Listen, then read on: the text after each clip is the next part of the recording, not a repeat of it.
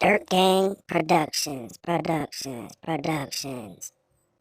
Yo, Harlem Smiley, it's about that time. We want to see a movie. Work time.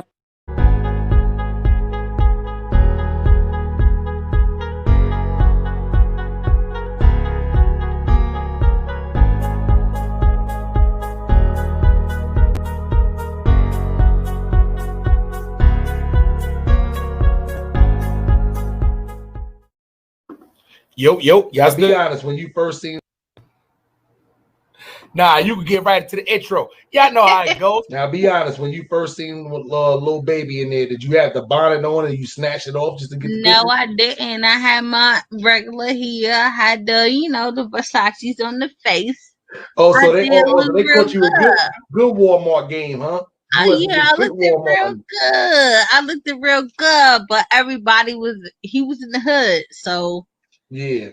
everybody was taking pictures, snapping. He was trying to get the fuck up out of here. He didn't realize that the Walmart that he came to was the hood fucking Walmart. Recorders, I told you it's the mortars. If you ride, then I ride, then I slide. I don't care if we fail, long as we said we try.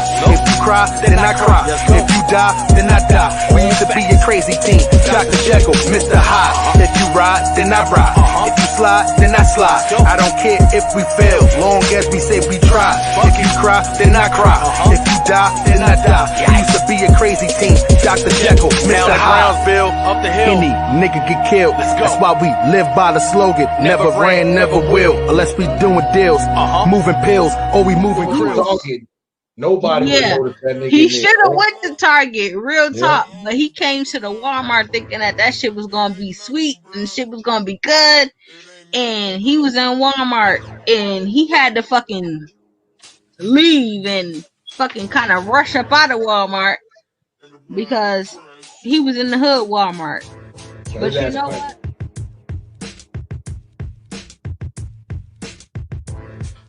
Yes, we can get it popping. Listen, make sure y'all follow Fuego Base. Make sure y'all follow the people that fucks with Hartford people, Benny the Butcher. Listen, all of them. I don't know yet. I'm just anticipating. Hopefully that he has good advice for up and coming rappers in Hartford. Everybody that's the South End. And the North End the North End with all the Jamaicans. The Jamaicans. They still got like that big ass pothole in the in the middle of the street.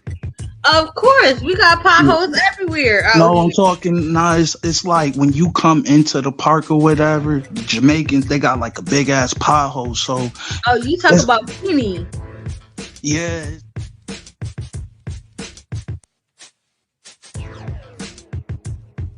Yeah, 150 characters on each page. When she was like 16. But foster kids, but I don't know. But in New York, when foster kids turn 18, they get them their paperwork to get their own apartments. Hey yo, you have to go through a certain amount of certain things that you have to do in order to become independent on your own. Now, bum rush like a motherfucker. He didn't really get bum rushed, but he. But at the same time, man, listen, you better watch the movements. We talking about at times where it was nothing really going on. He's the best hype man in the world. That nigga gets like we smoked the woolly, please. He only is supposed to be up there. Not at all. They could at least have him do one song if he was going to be up there. That was crazy. In my opinion, what you seen was failed talent, man.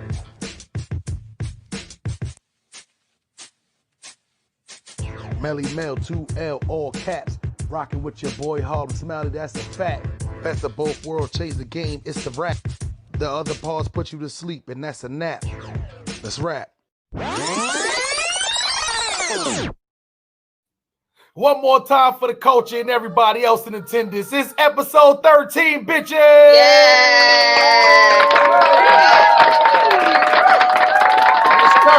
This is your boy Harlem Smiley, man, the one, the only, man, and I'm here with my only co-host, Melly Mel, 2 L's, all caps, all fat. That is a fact, man, and this is the Best of Both World podcast, man. Salute to everybody out there. You know how that goes, man. Greetings and salutations to the chat. Can you hear me, Smiley? Yeah, I can hear you. You might got a little rain delay, but I can hear you, though. You good to go. Okay, just making sure you can hear me. Yes, sir. This is episode 13, man, of the Best of Both World podcast. And salute to everybody who will be watching this on the playback on Spotify, Apple Podcasts, Google Podcasts, Twitch, Lisbon, Facebook, and as well as Dirt Gang TV on YouTube. But if you want to catch this live every time, make sure y'all subscribe to this channel right here, Melly Mel, man. All caps, all facts on her channel, man. Hit that notification bell too. Melly, talk to him. Facts. And make sure y'all hit that like button on y'all way in. You guys, we have a good show for y'all tonight. We got a lot to talk about, a lot to discuss, because it's just been so much going on. But how you been doing today, Smiley? Hey, man, you know me. I am chilling, son. Almost got I'm still editing up the last podcast we did. But listen, man, you know how that goes. We told them we not going. Listen, man, we gonna keep it rocking and rolling. We got our feet right now in a lot of different doors, so we just gonna keep this content dropping right now. That's why we let y'all know. If y'all want to get it live every time we do it, you don't want to wait for the edits and wait for everybody on Spotify and all that. Just subscribe to this channel, hit that notification bell. Y'all can get it live and stay in tune, man. But Melly, before we get started, man, listen, man, it don't matter what y'all out there smoking on, man, whether it's an indica, a sativa, that hybrid, but whatever you do, please don't be smoking that Reggie Miller. Anything but the Reginald Jennings, man, not the Reggie Bush, please, man. Whether you rolling in a Dutch, a backwood, the Swisher Sweet, or the Fonto with the raw paper. If you do the Bob Marley paper, you add the grappa, smoke that by yourself. Don't pass that to the team, man. It's time for y'all to sync up, man. Episode 13, Best of Both World, bitches. Yeah. Hey, yo, Smiley, we've definitely been putting in some work lately with this podcast, and I can tell you right now, we are in the algorithm. Like, give it up for us being in the algorithm. We are in the same algorithm as No Jumper, as Drink Champs. We are in the same algorithm as them, because when I clicked the video, I'm gonna tell you, I clicked the video, I was watching the video, and I made a mistake and exited out, or I went forward, and the next interview was like Adam 22 No Jumper or something like that. So we are definitely in the algorithm for this podcast, and that is such an achievement and big thing, you know, just from coming with the idea and us executing the plan. We are definitely going somewhere with it.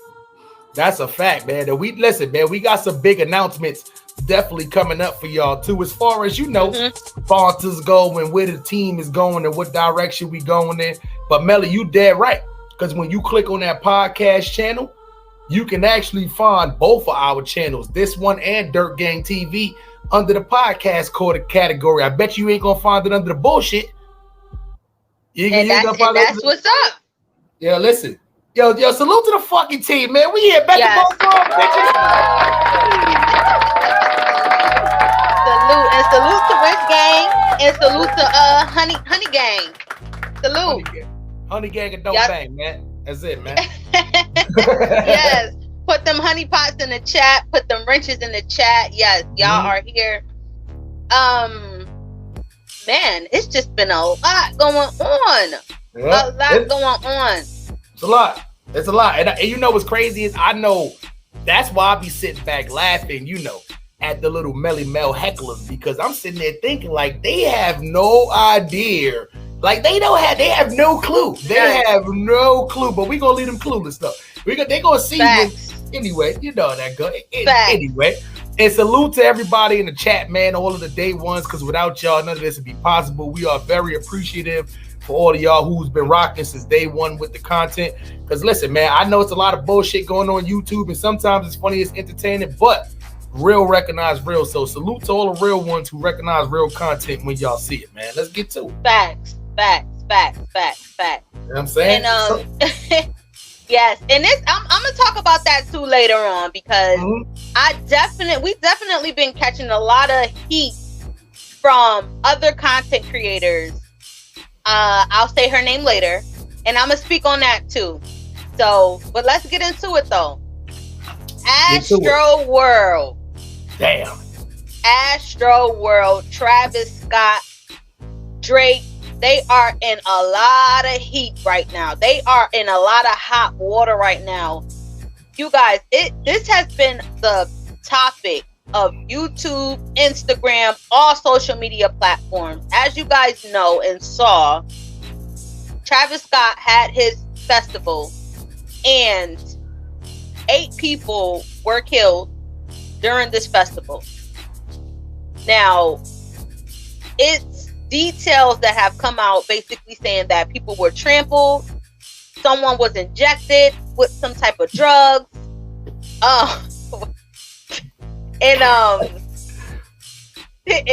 don't laugh because you're gonna make me laugh. I'm sorry, I don't mean to laugh. I'm not laughing. I'm just imagining. Are you laughing? Are you laughing at me? Nah, I'm just imagining. Say you're laughing at me. Nah. You know what it is? Because I just know it was some idiot that was probably running around with a syringe that was empty, just full of air. Just like why would you run around with an empty syringe just stabbing people with air? Like, that's crazy to me. I want to find that man, and I just want everybody who was there to get one lick. I'm talking about, you know how you die from 1,000 licks? He got one, everybody get one lick, man. You know what I'm saying? It was just crazy. And the one who got stuck with the syringe, he was a paramedic. He was helping someone, so that's what made it even worse. But people are saying this was a demonic show. People are throwing around narratives that it was a ritual. Yo, y'all still tuned in there? Yes, sir. This is your boy Harlem Smiley, man, and you are tuned in to the one and only Dirt Gang TV. Make sure you subscribe to the channel, hit that like button, and hit that notification bell so you stay in tune with your latest in the hip-hop community, man. So this right here, man, is Travis Scott, former manager, man, and he's exposing a lot in this small short clip right here that he did, man. He talks a lot and exposing how they literally on MySpace and on Twitter has used bots to pretty much raise Travis Scott's numbers, to pretty much fool the record labels to thinking that his songs was hotter than what they are. Now, you know, a lot of YouTubers in these YouTube streets, man, they buy subscribers and they buy, views so they can make themselves look a little bit better than what they are, man. But this instance, this guy exposed that Travis Scott actually boosted his numbers in order to get record deals, man. And on top of that, he left him stranded for dead when he had a seizure, man. This guy exposed a lot in this small 2-minute clip. So we gonna get into it. And with that being said, make sure y'all subscribe to the channel. Make sure y'all hit that like button, man, and stay in tune with the latest, man. The realest. And I just gotta say, man, Travis Scott, if this is true, if this is the case, what this guy's saying is true, I don't know. I know you are covering the funeral costs, but at the end of the day, this whole Astro World thing is looking very shaky. It's looking very iffy. And you're my friend. You got some explaining to do. You know what? Let's just get into the clip. Dirt Gang. Scott is the worst person I worked with in my entire career in music. 8 people are dead and hundreds more are injured after Travis Scott's callous, reckless behavior at Astroworld. And I hate to be the one saying this, but I saw this coming and I tried to tell everyone. The story that D-Dot is telling is true. I'm Travis Scott's former manager. I'm the one who had a seizure, and I'm the one that he left for dead in a basement in Los Angeles. I originally told my account in 2013, and then it recirculated on Reddit about 6 years ago. The stories coming out of Astroworld and all the videos documenting the evidence are quite clear, and they align with what I know about Travis Scott. When he sees people in harm or danger, he tends to only continue thinking about himself. And to make it worse, he's been doing this for years at other concerts. I could go on and on about the theft of sessions, assaults, and all the lies that he's told in his career, but the thing that I want you to understand most is this. I think it's time to spill a little tea, as the kids on the internet say, and I don't mind doing this because Travis Scott is genuinely a horrible person. So in 2009, when I met Travis Scott, I was running a site called earmilk.com with my friends Trey and Blake. And I was a junior level software engineer, and I had just finished working for MySpace Music. So I worked in the technology side of music. For Travis, what we did was fake his popularity. I programmed a fleet of SoundCloud bots to artificially inflate his play counts on SoundCloud. This told record label executives that he was much more popular than he actually was. We also did the same thing early on with Twitter. You may have noticed, and somebody made a joke about it, that his early followers could make an omelet because they were all eggs. We used software to enhance his visibility via the wrong means. and before we get into those details, let me cut the Soldier Boy voice. Drake, I know what y'all thinking. How did Drake even get involved in this? Listen, when I woke up this morning and I seen two things. A, that Travis Scott was paying for all the funerals. I saw that too. I'm not gonna give him kudos. I'ma just say, that's the least you can do. I'm not giving you kudos for that. That's the least you can do. It's a good gesture. Yeah. Second thing I seen, that not only was Travis Scott being sued from Astroworld, they was suing Drake. And then I'd see Drake put up an Instagram. Whenever Drake come to Instagram to clear his name, you know it's some kind of big shit. And like Drake don't do it. And my thing is, right? Drake, he brung Drake out. Drake did a song, got well the fuck out of there before all this shit was even happening. How the fuck did they throw Drake in there? Unless Drake endorsed I told y'all, Drake been doing a lot of endorsement. He been doing a lot of endorsement. And from me looking into it, he wasn't the main endorser, but he definitely had he had influence in this. I'm gonna say, I'm not even gonna say money. He had influence in this. Yeah, but I mean, he was part of the show. I think if anybody else was a part of the show, they would have got blamed too. He wasn't the only actor. He wasn't, but he was the main. He was the headliner. It was his festival.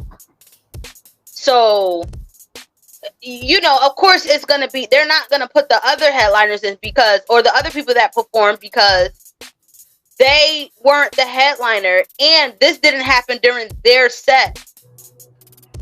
It didn't happen during Drake's set neither. But it happened. But it happened while Travis's set. Yeah, but he only brought Drake out to do a song. True. This is what I don't know how that's gonna work. I think that a lot of the blame is going towards Travis, and I think all of it shouldn't be on Travis. That's my opinion. I don't think all the blame should be on Travis. I think he plays a big part in it, but I don't think all the blame should be on him. No, I don't think he's the only one to blame. So who else would you blame in this instant? Because obviously they try to blame Drake like a motherfucker, but I don't think Drake should be blamed. But who else would you blame? Like, would you go as far as blaming the fire marshal and like the mayor and like the people from Astroland and all this shit? Yeah, because first of all, you have to think about it. Aren't we still kind of in a pandemic? Yeah. Aren't we still kind of in a pandemic? Aren't we still kind of in COVID? I know a lot of states are lifting the mask mandate, but still, in that setting like that, it should have been a limit on how much people should have been there. Did you see that crowd? That's one thing the fire marshal said. He told Travis Scott directly that with 50,000 tickets selling out in 1 hour, the chances were they was gonna turn out way more people. What happens is, if there's 50,000 tickets, you're gonna probably get about 70,000 people there. Niggas are staying on the outside. As you can tell, they was breaking down gate barriers and all kind of stuff. Remember, this is an amusement park. This is not like Summer Jam at Giant Stadium to where they be prepared for motherfuckers trying to jump gates and break shit down. This is an amusement park. You may get one or two of the little stupid kids that don't want to pay that jumper gate or something like that. Take the risk with the barbed wire. But other than that, though, it's an amusement park. They should not reinforce. You seen that big white man, by the time he got to that gate, his big ass knew he wasn't jumping over that shit. He started rocking that shit. That shit came right down. Shit came right down. Shit came right down. You know what I'm saying? So I don't know. It's gonna be a weird situation as far as the Drake goes. But now, Melly, let's get to the nitty-gritty. Do you think, because I'm gonna be honest, you know me, I'm not the conspiracy theory type. But I'm not going to call you conspiracy theory type, but you sometimes read a little bit more into stuff than me. I didn't think this was no ritual shit until I started seeing people put out little, I'm not going to call it evidence, but clips. Insinuating that this was maybe that it was a ritual. What do you think? I'm gonna say this. When drugs are involved, alcohol is involved, you open up your, self to be. You basically open up yourself to be like, especially with drinking and different drugs, you open up yourself to become pretty much a body card for where other entities or different things like that can enter into your spirit. So if you're doing drugs and y'all partying and y'all this, that, and the third, just think about the frequency of the music is just very low vibrational. So you could just only imagine a lot of people were probably like under some type of spell or under some type of hypnosis or trance. So that's crazy. I'm looking at the crowd in the form of people that was there. Very limited black people. His fan base is like 16 to 23, but mainly for some reason, like, it's like a lot of white skater kids, but they're not skating no more. It's almost like how you had the old Justin Bieber and then you got the black Bieber. He got a lot of black Biebers at his concert.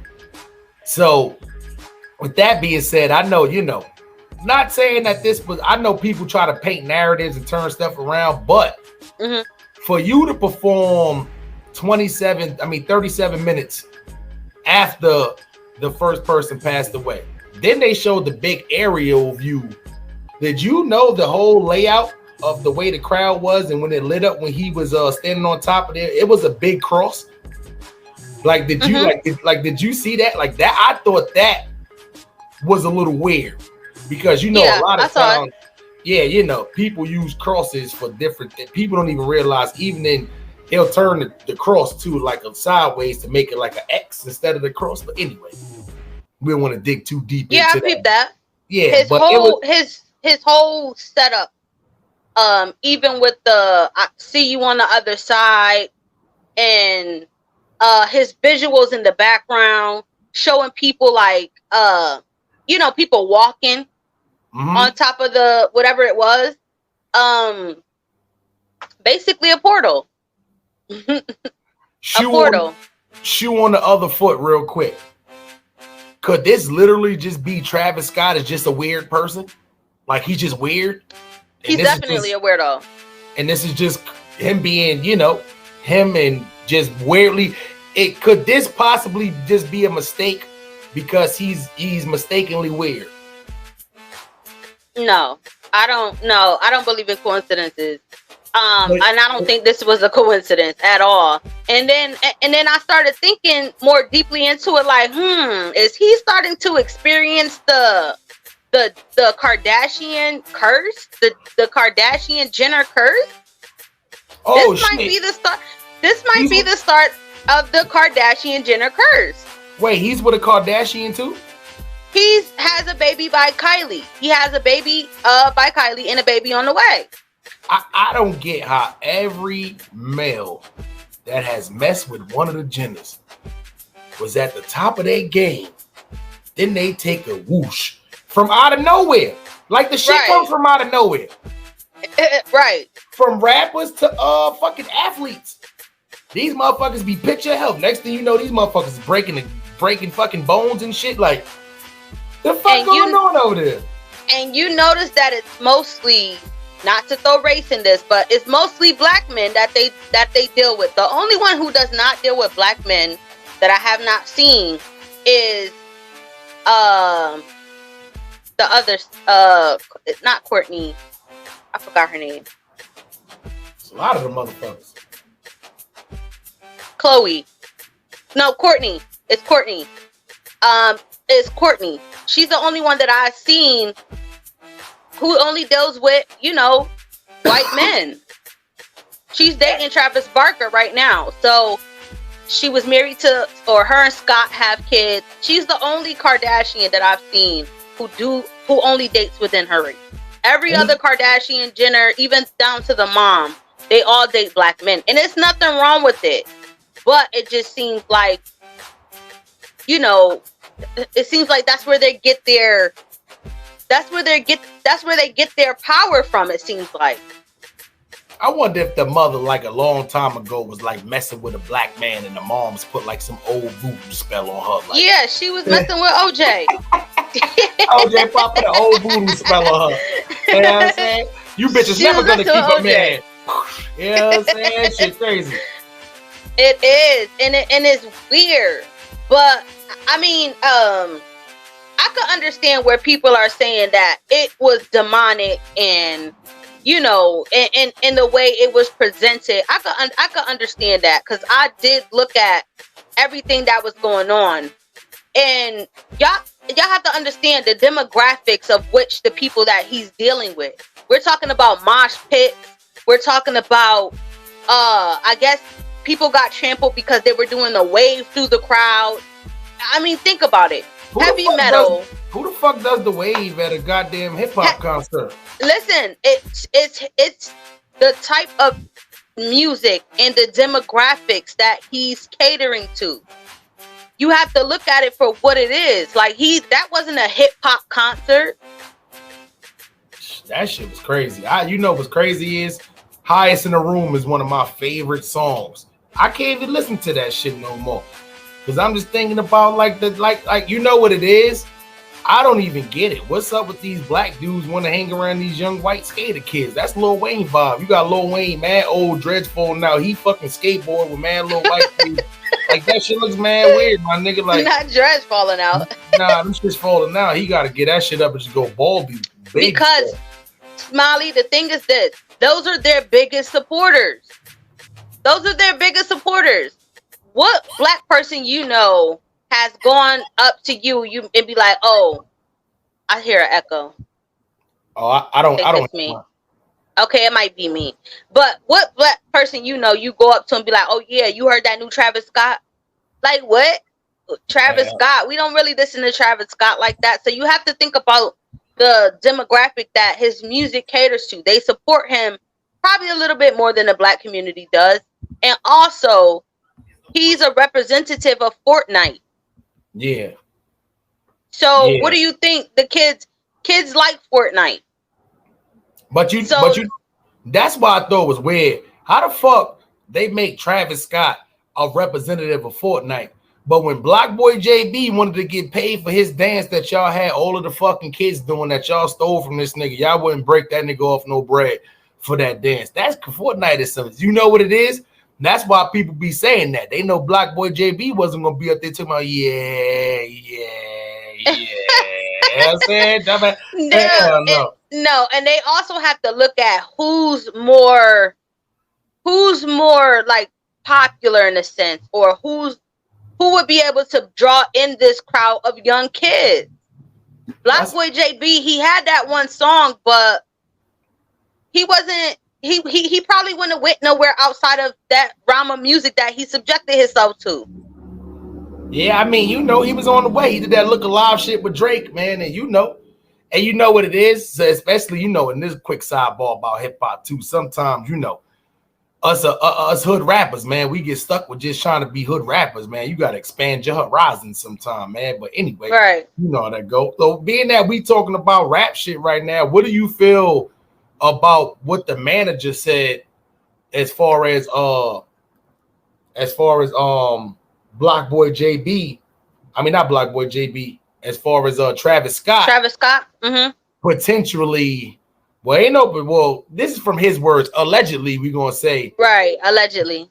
That in beginning of Travis Scott's career, MySpace days, Twitter days, they actually put some bots. They put some bots on the computer just to to get his following up, to make him more popular than what he actually was. Yeah. And you know what? And I believe that. I believe that because he did kind of come out of nowhere. Like, I don't even know where the dude is from. Like, who? You know what I mean? Like, I don't think he had a big following, at that time. That music at that time wasn't that popular. Yeah. The genre of music that he's doing now just really started to become popular. Yeah. Now, I would say probably in the last couple years, maybe like 5 or 6 years. Yeah. That's so crazy, I mean, if he wasn't appealing to the audience and they did that, I mean, they do that a lot. Think about payola. Think about Cardi B using payola. Yeah, that makes sense. Know? No, that makes sense like a motherfucker. Yeah, that's what they do in order to get them a buzz. He said so himself. They did it to get the record labels to, sign them, even though they wasn't hitting like that. So you just got to think about it like that. They all do it. They all do it. Melly, let me ask you something, right? That's been happening a lot. That's been happening a lot in these in this industry. Do you think Travis Scott would have got to where he was at if it wasn't for him boosting up them bot numbers? He was playing hibachi. Dumbass. Yeah. Yeah, I think that why put it out now? Why say something now? Ooh, is that your dog? Yeah, that's the fucking. Oh, okay, my bad. Nah, you good. Damn, this yeah. might pick up everything. I feel like why put it out now? You know what I mean? I mean, you know what it is though too. He's definitely said he said something. It is, and mine do too. Hold on, I'm trying to change the layout right quick. All right. Yeah, he said something 6 years ago, but people just wasn't more in tune 6 years ago as they are now. Okay? Can you hear me? Okay. Yeah, I can hear you. You get me? Okay. Yeah, I can hear you. You might got a little rain delay again, but don't worry, it'll work itself out. See what I'm saying? So, I definitely think Travis Scott and a lot of these other people who came up in those streaming eras like that. I wouldn't be surprised somebody came out and said Soulja Boy did some shit like this. From anybody from that 2010, 11 up until now era, they might have definitely did that because that was ahead of his time. See, now we're on to the fake streaming, whether it's YouTube, whether it's through, that's why that SoundCloud shit is down the drain now. Now it's like SoundCloud numbers don't even matter. So, that's why Snoop Dogg is doing that. Oh, that was the other topic I was thinking about. I'm not even going to go that far. See how I told you it always end up popping up in your brain. But I know, because I was thinking about the other thing too. So I remember what it was. But I think Soulja Boy genuinely came up, real talk. I think Soulja Boy genuinely came up. Real talk. Me too. I think his shit was catchy, but Soulja Boy knew a lot of that internet shit before people knew about the internet shit. Right. He knew a lot about, so I wouldn't be surprised if his shit was like Travis Scott shit, but he still had catchy shit. It wasn't like his shit sucked and then they just boosted the numbers up. You see what I'm saying? Mm-hmm. But if you was ahead of your game at that time, it was easier for you to do it. at that time. See what I'm saying? Right, so right. You know, so that's and they're still doing it. Like it's not gonna get old. So being the fact that this producer exposed it, I'm like, okay, so what's your motive? You know, this is hot. He's a hot topic right now, and you already know how it go. People start clout chasing and start, you know, riding the wave just to get a little bit of traction. So it's like, why put that out now? When I don't know if he put this out there when the whole situation came about, and he said that he was having a seizure and Travis Scott just left him there or whatever. I mean, when a person's having a seizure, what are you supposed to do? It's nothing that you can do in that moment and point in time. But if he feels like, nah, Melly, if you having a seizure in the basement, I can't just leave you there. Oh no, I wouldn't leave you there. No, I can't. And that's what he said. He said he was left for dead. It's not like he was seasoned and they was just standing around like, oh, we don't know what to do. Nah, he said left for dead. Like if he was seasoned and they might have thought this nigga. You remember how they did in the Bad Boys movie when the dude was in the club and he was in there, he seasoned, they just threw the nigga in the back alleyway and shit. Then he ended up just dying, foaming from the mouth and shit like that. It was almost some shit like that. Like we don't know what to do. We don't know if he gonna die, so we just gonna leave this nigga in his basement. I mean, because I went back and watched the interview 6 years ago, and and unfortunately we can't play that because that'll be some shit they'll fucking try to give us a little copyright claim on. But at the end of the day, the way that's what I took from that interview he did years ago was like they didn't call a hospital. They thought his ass was dead and they just left his ass in the basement. It was a recording studio basement, shit like that. You remember this was a while ago. You talking about maybe like 2011, I think he said. So this was, you know. All right. So I mean, hey, that was his truth. He spoke his truth, and that's fine. But don't start clout chasing and start riding the wave because his name is hot right now. And he's under a lot of pressure right now. Like, don't kick him while he's down. You know what I mean? Just for a little bit of clout. All them little TikTokers who was there, all of them are getting numbers now from just telling their stories. Right. So once again, I wouldn't put it past because it's a lot of their stories that's putting out there. Like you could literally tell they was just seeing other people. Let me just tell my story to get it'd be stupid. It'd be girls standing up there with fucking. With a shirt on, with no pants on, just telling the story like, bitch, like, why are you up here like telling her like that? You know what I'm saying? You don't get your little young dusty ass out of here. You know what I'm saying?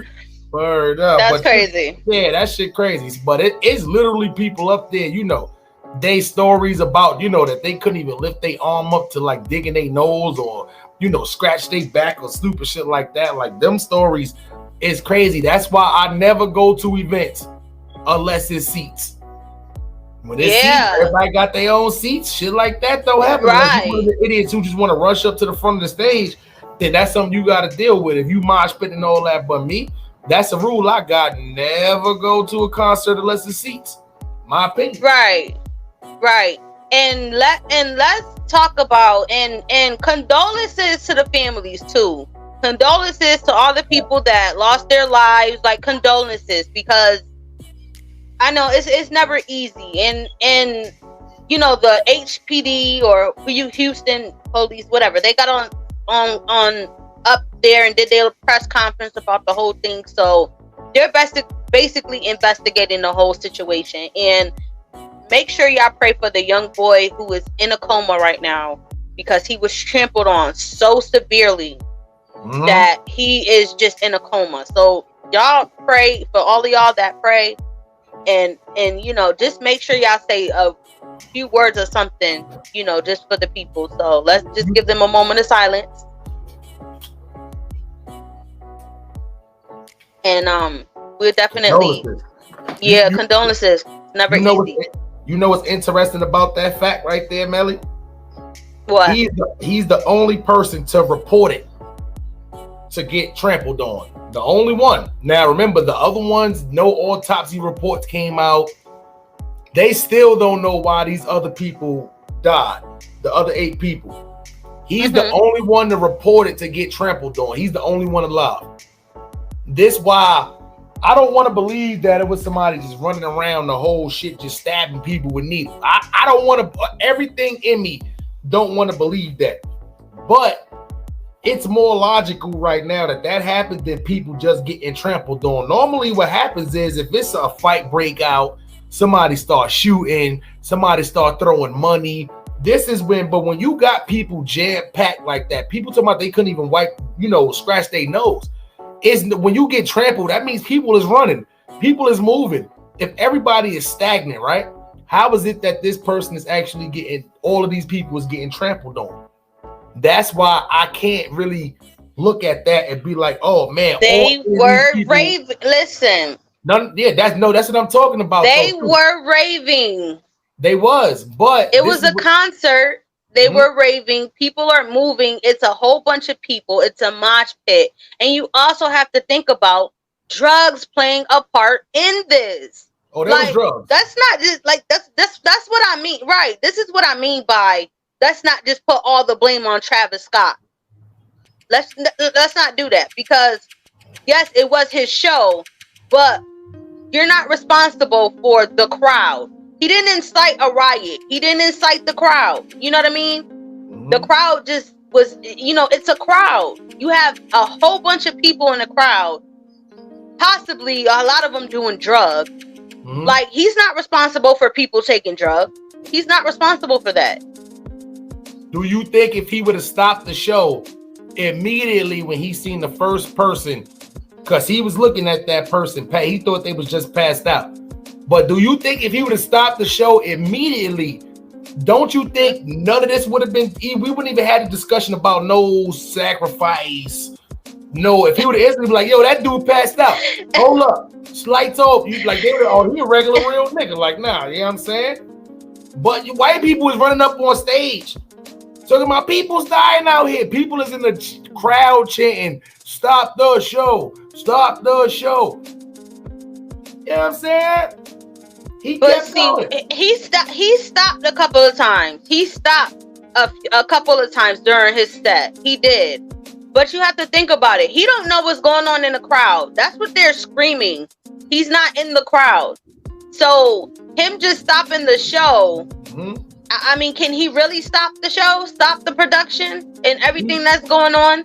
He don't know what's going on in the crowd. People are saying that, but he's not in the crowd, so he don't know. But you know what it is? He was. And think about it. Once that first person, he seen that first person, he was aware. By the time all the other people started running up on stage and running down on the cameraman and start to chant, he should have been aware that it's something else going on. Like, you don't have to hear just gunshots. But this stuff happens all the time. It could have been somebody in the crowd literally just running around just jigging people. A little jig. Here you go. Jig. You know what I'm saying? Jig. Listen, it's not unheard of that people passing out during concerts. Like, it's not unheard of. That's a fact. It's not unheard of. So he could have been thinking, like, this is not to defend him in any kind of way. I'm just thinking about, the different possibilities or the different, you know what I mean? I'm just thinking, and the different scenarios that could have took place. I'm not sticking up for him at all. This is just me thinking, how I think.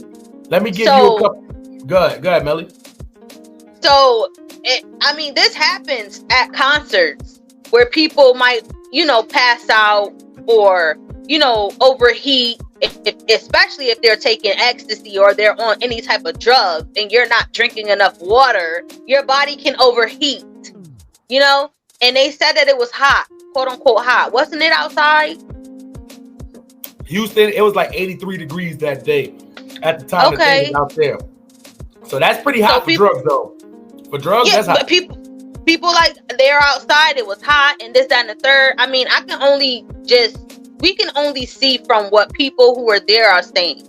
You know what I mean? We weren't there, so we don't know exactly how everything went and how. Because I'm sure if one of us had been there, we can describe the feeling in the air. You know what I mean? I know when it's bad vibes because I catch the feeling, like I catch the vibe. You know what I mean? So I don't know. I just think that this happens at concerts sometimes. People pass out. people, you know, think about it. They was carrying people out of stretchers at Michael Jackson concert. Here's a yeah, you right. From people passing out. See, the good part about the Michael Jackson concerts, they was prepared. So they definitely had more than one stretcher. That lady told the story about the lady who they said that they had the crowd surf her body over the, you know, she was exaggerating a little bit, but I don't want to, you know, I don't want to take away from her story. You know, she said she passed out and her boyfriend, they crowd surfed her over and she, you know. But anyway, she said they only had one medical bag, one stretcher at the whole event until the rest of the people get there. That's a little crazy to me. But let me give you a couple of hypothetical scenarios. Scenario one. If it comes out on the autopsy report that those people died from because they was out there just doing drugs and then they just kind of like OD'd or something like that too, Travis Scott is off the hook. That's something that's something he can't control. If people do drugs at a lot of concerts, I seen people pass out at Summer Jam concerts mad times from either drugs, they was either too hot out there, or they was drinking them stupid what the hell is them damn fake ass mixed drinks, the nutcrackers. They was drinking them nutcrackers like you ain't supposed to be drinking them shits. Yeah, never drink the nutcrackers at Summer Jam. And they done drunk them shits and then passed out. Because niggas done put mad $3 gin, $3 Hennessy, $3 brandy and all that in there and mixed it up and sold it to you for $10. See what I'm saying? So, you know, don't drink that. But that's it. Yeah, he's gonna get out of jail if it comes back. I mean, not jail, but he's gonna be off the hook if it comes down to it that they did drugs and they OD. Another scenario, if it comes out that somebody was just literally just going around just stabbing people, like, you know, almost like poisoning these people or something like that, Travis Scott is probably good. Well, the youngest one was 14. So we don't know, you know what I mean? The youngest person that, you know, died was 14. So we don't know. Only 2 of them was adults. Everybody else was kids. 1 is under 5 was kids. Well, under the age of 18. Technically, they was kids. 2 of them was adults. 1 of them is still unidentified. Like they can't get no information on this person. Yeah. So I mean, I mean, I don't know if he is responsible for people getting trampled either. Like I don't understand why he would be responsible for that. This is why people doesn't make sense. He put on a fucking countdown like we did too. When you got an all standing event, you got to realize people who do all standing events, they know a lot of stuff. Like when you do events at parks and all that shit, people come close to where you at, right? Like in Brooklyn, right? They got this park out there called Prospect Park. In Prospect Park, there's a big stage in Prospect Park. A lot of people don't even notice. There's a big stage in Prospect Park where you can perform in Prospect Park. I was at an event like that too. The shit used to be all just a big stage and you walk up to the shit. And something similar like that happened at that event. So what they did was they put a whole bunch of little, almost like a cement bench. They put all the way across the things. So now it's a sit down spot. It's almost impossible for you to get trampled. A lot of these people know at these stand-up events, it's a chance of that. So when he put on a countdown saying, I'll be out in 30 minutes, that girl said the closer the countdown got, the more people just came closer and closer to the stage. Before, when it was regular, everybody was spread out. Travis Scott coming to the stage, people just got more and more and more close to the stage. And you already know, like a lot of times this happened when you get off flights and you standing there waiting for your bag to come down the little turn, the little spinny thing. And you always get the one Karen that see you standing there, but she want to come squeeze through. You know what I'm saying? She want to come squeeze through and stand right in front of you. Now you can't even see where your bag is coming from. Like dumbass. So you know what you got to do as a petty nigga. You got to go in front and squeeze right back in front of her. You know what I'm saying? Like, Karen, you get your privileged ass from in front of me trying to squeeze. Nah, I got to see my bags coming, bitch. Anyway, my not see your bags coming, bitch. Yeah, I got I've been on this flight 5 hours. I got to see when my bag's coming to get up out of here, man. It's time to go smoke. You know what I'm saying? So, you know, It's almost the same thing. So that's what he's taking a lot of slack for, is that countdown.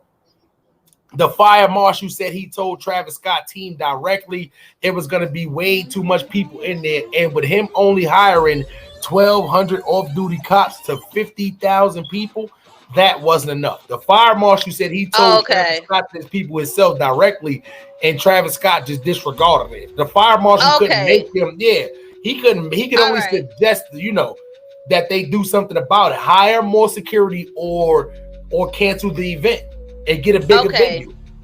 All right. See, now that you break it down that way, I can see where the negligence and where it being his fault comes into play. Now that you break it down that way, because everybody else is just saying, well, it's his, just not really putting it in that way. So I'm just like, well, how is it his fault? But now that you break it down like that and put it into terms where, they have a case for negligence, I understand where it's, where it can be considered his fault. Yeah, when you do that, what happens is when you're in a certain city and you connected with the city and you talking to the city, they know like how much security, how many off-duty cops, and so you can go through them and they'll actually just hire. It's not like Travis Scott went directly to the cops and was like, yo, y'all want to work these events? Like nah, they set that up through the city. So what happened was he had a budget he probably wanted to work with or whatever like that. But the fire marshal literally said when those 50,000 tickets was sold out in 1 hour, that's what made him go and say something, because he's been dealing with this a lot. If it's not a sold out event, even if it is extra people show up, you good. They're not going to be overcapacitated. He knew with this selling out in 1 hour, even if it's just parents dropping their kids off and just want to wait in the area kind of, or it was still going to be too much people there. Total, it was going to be way too much people there that he needed to hire more security to deal with the situation, or B, cancel the event and get a bigger venue. From what I'm hearing, they had an amusement park that had a stage in it that wasn't too far from there that he could have moved the venue to, that could have held 100,000 people. This is the recommendations that the fire marshal, I sat there and watched the whole 40-minute little press conference shit that they had. This is recommendations the fire marshal is saying he gave the Travis Scott team directly. But okay, so all right. So yeah, that makes sense. That makes sense. But I mean, even in that, with what they said, if they felt like it was going to be a safety issue having it that way, then they should have just called it off. Like, they should have gave him the ultimatum, like, either you move it here or you can't throw this festival at all. Well, the fire marshal, he couldn't shut them down, because what happens is you have to have a direct count. You have to know for a fact that more than X amount of people showed up there. Only thing he could do was recommend from just his prior experience in event. That's what fire marshals do.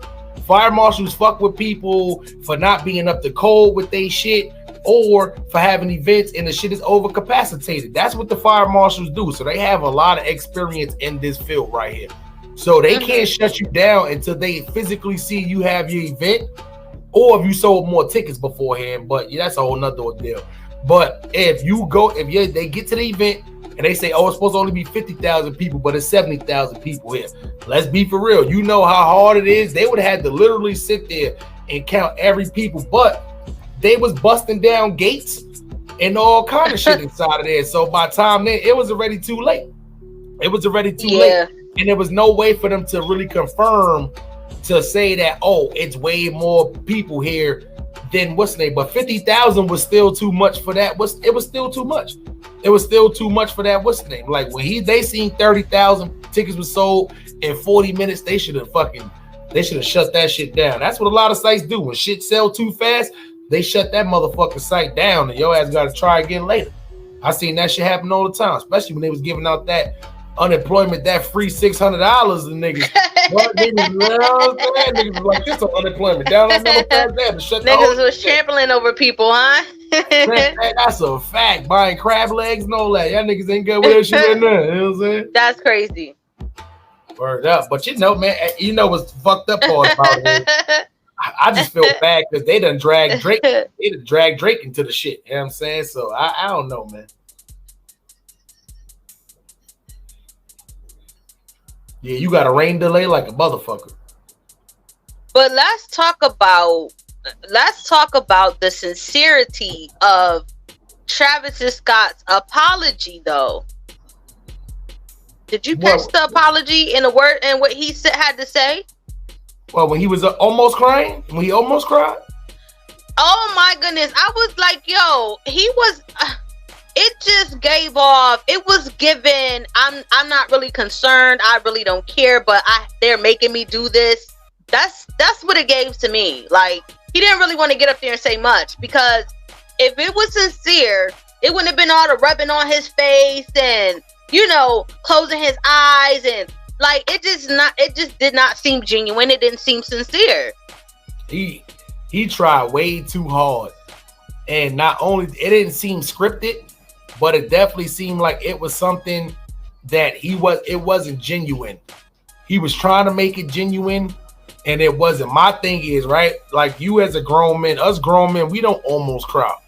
You see what I'm saying? We either get to the point to where we're about to a tear about to drop, or it's not. We don't have the shit to where we talking, you be like, oh, that nigga about to cry, but then the cry never happens. Like, nah, I'm sitting there like, damn, he gonna cry any minute, any second now. Yeah, okay. Where's the tears? Right. He need more acting classes. Hell yeah, he do. So that's why that I feel like the apology tied more into the whole ritual shit. In my opinion, it tied more to what the people were saying, because it wasn't genuine. So it was almost like this whole shit was planned. Was it the higher powers up above, you know, that had this whole shit, you know? Man, listen, Astroworld, or the higher powers below. Yeah, that's a fact. That's even better to say. Word up. The shit is crazy. Either way you put it, this is gonna go down as one of the worst tragedies ever. Definitely at an amusement park, but from any rapper doing the show. I'm not even gonna lie. This is gonna put a lot of restrictions and gonna make people up a lot more. This is gonna make doing shows a little bit more harder for artists now. You're gonna get so many venues that's not gonna want to take on hip-hop artists now because of something like this happen. Let's be for real, right? Like, nobody's looking at Astroworld like, I'm never going to Astroworld again. But at the same time too, you talking about it, anybody can never do a concert at Astroworld again. You do any kind, I don't even give a fuck if they have a live band. Niggas be like, oh, hell no. You know what happened at that Travis Scott shit? We ain't giving you no live. You can't go to the music park. You know what I'm saying? Like, it's over. And be like the name of Astroworld is just gonna be tainted forever, because when you think of Astroworld, only thing you're gonna bring up is what happened here. Right. It's tainted. Right. They got to change the name and all that shit. Right, and then they also took them off a couple of other big venues.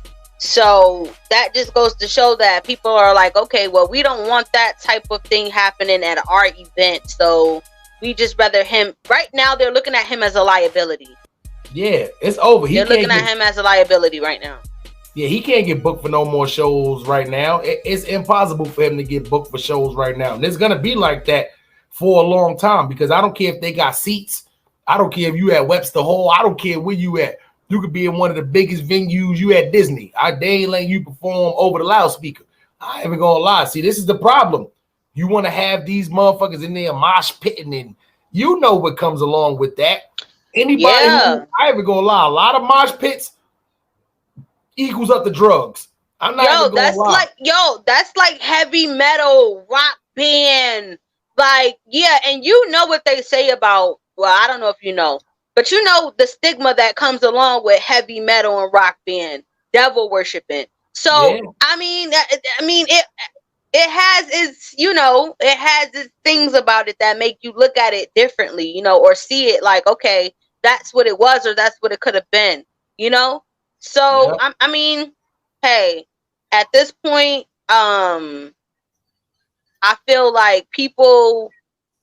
His lawyers are going to try to fight it. Right now, they have lawsuits. They have about 7 lawsuits put against them right now. So, against him and Drake. So, God damn. Yeah, 7. Damn. Yeah, 7. They got 7 lawsuits right now. So just coming from this one incident. So we don't know. But I mean, they always try to find like loopholes. Like when you go to a concert, you guys have to be careful to y'all have to read the fine print. Mm-hmm. Y'all have to read the fine print when y'all go into these concerts, because there are disclaimers and fine prints when you purchase tickets. Now, Live Nation, it was thrown by Live Nation, and what other? Do you know the other company it was thrown by? Nah, I don't know the. I'm trying to think of the shit right now. My bad. Okay, Live Nation basically sold the tickets. Yeah, they basically so it was another company mentioned in it. See, we got to get our shit together, because we gotta listen. Nah, I ain't even gonna lie. Our research is good. Our research is good money right now. It's good, but the names, it's some connected. There's a lot of names. You know, fuck it. It's the best for a podcast. You know what's crazy is I'm gonna edit that in. So if you watching this on the, know what it is. I'm gonna edit that in for sure. But right now, if you catch it live, blooper. Word. So basically, like, you know, you have to read the fine print and the disclaimer. So, you know, the lawyers are going to be all over that. They're going to try to find loopholes to not make him responsible or Live Nation responsible, or they're just going to probably settle out of court. Mm-hmm. Just so it's not this big thing that they got to go through. And more than likely, they probably are going to settle out of court. It's going to be a lot of settling. It's definitely going to be a lot of settling. I'm not even going to lie, man. Listen, at the end of the day, Drake, I feel like Drake is probably going to settle for anything, especially if it's something that has something to deal with as far as like any kind of, anything that's going to the family. He's definitely going to be willing to do that too. But that's what I'm saying. It's not the families that's coming out talking about, oh, I'm suing this person and stuff like that. It's the city of Houston. It's the Astro World people, shit like that, because they saying that their name is tarnished. You see what I'm saying? So in order for them to get back to where they need to be and all that, like they need to be compensation. They need crazy. The compensation. No. For the repercussions drug upon Travis Scott. Oh hell nah. No, see, now they doing too much. Now you got the people that's just trying to get money where they can get money at. Yeah. And that's not fair to the people who actually endured or went through something during that time, like, or during this tragedy. You know what I mean? Like, stop trying to get money just because something bad happened and you was a part of it. Like, no, give the money where the money needs to be. You know what's crazy is too, I already know what's going to happen. I'm going to be the first one to say it. I guarantee you, if it comes out in these autopsy reports that there was any kind of foul play, people is going to be calling for Travis Scott to be arrested. If it comes out any kind of neglect, anything to some, it's going to be people calling for, it's a thin line right now from him not even being arrested. And I'm pretty sure they done brought that up 1,000 times, whoever the proper authorities is that's taking care of this. I'm pretty sure they done brought that up. I know it was a white nigga, they like, damn, can we lock his ass up? And he's probably like, nah, not yet. We got to get some more, There's always that one Thursday cut. Can we lock his ass up? Like, nah, hell no. Yeah, because it was their people. Right, because it was their people. Had that been a whole bunch of black people, not to throw race in it, but y'all already know, had it been a whole bunch of black people, it would have got the press, but they would have moved on they would have moved on from it. Like, yep, that's a fact. It wouldn't be that big of a deal. Yep, and it's crazy too, because that's why I said though too, it's kind of weird for Travis Scott to have an event being a hip hop artist and have like 3% black people in the crowd. Like, that's crazy. Like, and that's not like, I don't know that number is right, but that's what one of the people who on TikTok said. He said it was one black kid who even did all of the he said it was probably like 3% black people out there, at least from his his perspective, out of 50,000, you know what I'm saying? Little 300 black people flowing around, little 1,500 black people flowing around. Like, Not that. 1,500. Out of 50,000, it was probably about like probably like 15.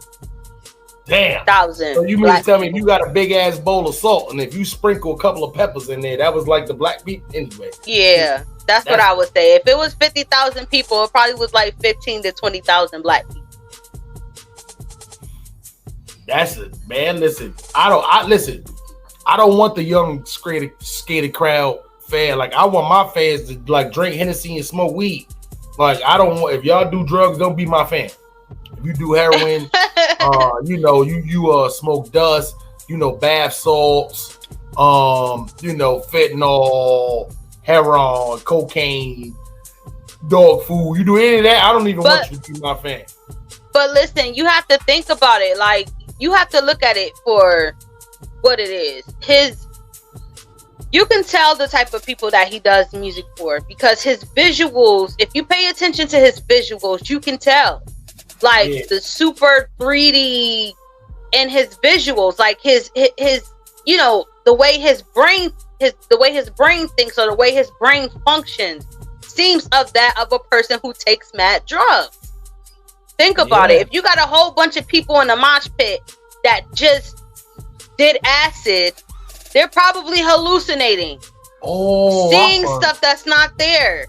They were seeing all these colors in his hat. I forgot about that. Little acid niggas. Listen, the background visuals, the spirals in the portal that he had, like, you have to think about it. If they were doing drugs, people were probably like tripping out of their mind. That's fucked up. Listen, you know what it is? Me being around that much people, I got to be focused. I'm not even gonna be drunk, my nigga. Like, y'all niggas wanna. I don't get why would you want to be around 50,000 people on acid. You gonna have a bad acid trip. You know it's a chance for you to have that. Like, oh yeah, I'm gonna get these acid tablets. I'm gonna get these tablets and take them at this Travis Scott concert. Yeah, me too, bro. You probably had somebody there that was already, passing it around.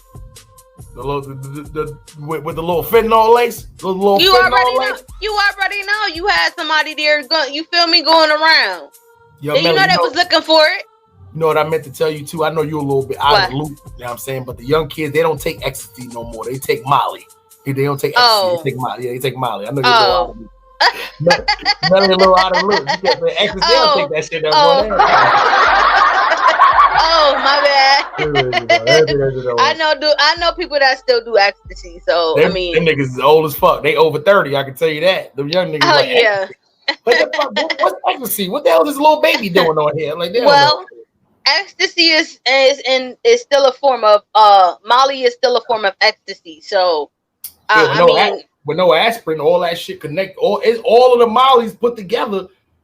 It's like, imagine you having a single stack, triple stack, double stack G baby, the pink one, the yellow one, like the G baby, all that shit mixed in. Look, I'm showing my age now. Niggas like, what the hell is the G baby? That was one of the first ones that came out. Y'all know about those E-pills. I used to sell those anyway. Anyway, yeah, you know what I'm saying? Another time, another story. Yeah, I definitely feel like drugs played a major part in what was going on there. Like, a significant part of what happened. Yeah, the hell yeah. Hey, I definitely know it was a lot of drugs being done there. Young little white skated kids, and they ain't had to necessarily be white, because if it was a black crowd, you'd have been smelling weed smoke all around there too. But you know what it is though? That's why I try to tell people what the difference is. This is why we legalized. They realize it's just, listen, let me be honest. It's a lot of white people smoke weed too. Don't get me wrong, but they had enough money to experience other stuff. Us as black people, we talking about the regular ones. We got crackheads, like us and our family and friends and people in the neighborhood. They smoke crack, the cheap stuff. They didn't get to go until the heroin until recently. It's a lot of people in New York doing heroin now, but that's only because crack disappeared. But other than that, though, that's not our game plan. So when you go to a regular concert, you're gonna get the venue shut down just from weed smoke. It ain't gonna be niggas passing out of shit. You foaming now. You ain't gonna get that. But niggas going, that fire marshal going to be in it. To my God, damn. Yeah. But gotta stop smoking weed. Yeah, gotta stop smoking the weed. Yes, definitely. Yeah, that's it. But Hennessy bottles everywhere. You do say bottles, Crown Royal bottles, shit like that. But That's Summer Jam event. Summer Jam event. Yeah. That's Summer Jam. Weed smoke everywhere. Yeah, we'll sneak a little bottle in, every now and again. Yeah, if you don't sneak a bottle inside a fucking Summer Jam, like you're like you I don't even know what you even come there for. But nigga, niggas be having bottles in the sweatpants, walking through and shit. Right. Like, you gonna get the bottles in, get you a couple of water bottles, put you some, liquor in there. That's a fact, man. And that's what I'm doing. And we gonna drop one quick announcement right now, too. That's actually what I'm doing, too. This year coming up, I'm doing a subscriber giveaway. And I'm gonna give 2 tickets away to Summer Jam. And you're gonna sit in the same section as me and the squad. We gonna get we gonna get Melly Mel. I don't know if Fonz Poe gonna be. That nigga don't like flying from Hawaii all the way the fuck out here. I mean, it's 12 hours, I understand. But we gonna get the team, family and shit. We usually do Summer Jam pretty big. This year it was raining like a motherfucker. Niggas wasn't, man, listen. It was still lit though. Yeah, but fuck that. It was raining like a motherfucker. See, me, that's some shit to where I'll fly out there last minute just to go to Summer Jam. But the lineup wasn't great and it was raining like a motherfucker. So Summer Jam, when it rains, it takes kind of the whole parking lot, because like we do the parking lot pimping thing.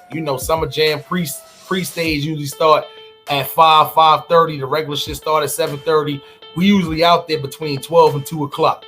We usually either bring mad food there or we'll slap up the barbecue grill and grill out there, drinks and, mad calls and smoking and, pre-game and shit. See what I'm saying? And then we get up there and we have a little section. We usually good money and shit like that too. But, other than that though, man, we going to definitely do a subscriber giveaway. I'm going to give away 2 tickets to Summer Jam this year. And you going to come, all right, my peoples. Okay. All right, y'all. So y'all better make sure the people that our day ones are definitely in attendance for that. And don't worry, y'all niggas ain't gonna get the $90 tickets, the shit that where your ass is all the way. Like, nah, y'all gonna be y'all gonna be where I'm at, my nigga. Like, we got this perfect section we always sit in. It's not on the floor where all the sheriffs and all that shit is at. Fuck all that. It's the next section right up to where you can see the people. You ain't gotta be like, damn, who is that? Is that the baby? It looked like the baby. Like, nah, you ain't gonna be doing that. I promise. You gonna be good. Good money. Right, you'll be able to record the shit. Yeah, and not have to magnify it. That's a fact. So all your little friends on Facebook Live, they can be like, "Oh shit, Shaniqua in the building. She went home to Valley and Melly Mel." Not Shaniqua. We know. Yo, it could be Shaniqua, Bonquisha, Jaquita, whoever. Like all is welcome. Jerome. See what I'm saying? All the hood rats. All the hood rats. You know what I'm saying? You can have the main belt that says glitter on it. I don't care. Oh no, not Baby D.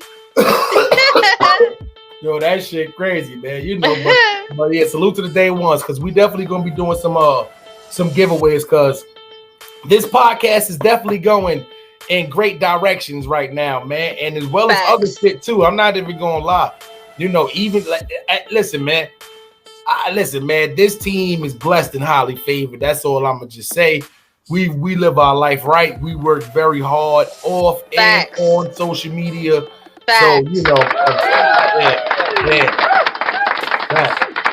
I'm definitely a firm believer that hard work definitely pays off, man. And right now, it's this is the beginning. This is the beginning right here. So the beginning is it's looking good so far. So far, so good in the beginning, man. And we only 13.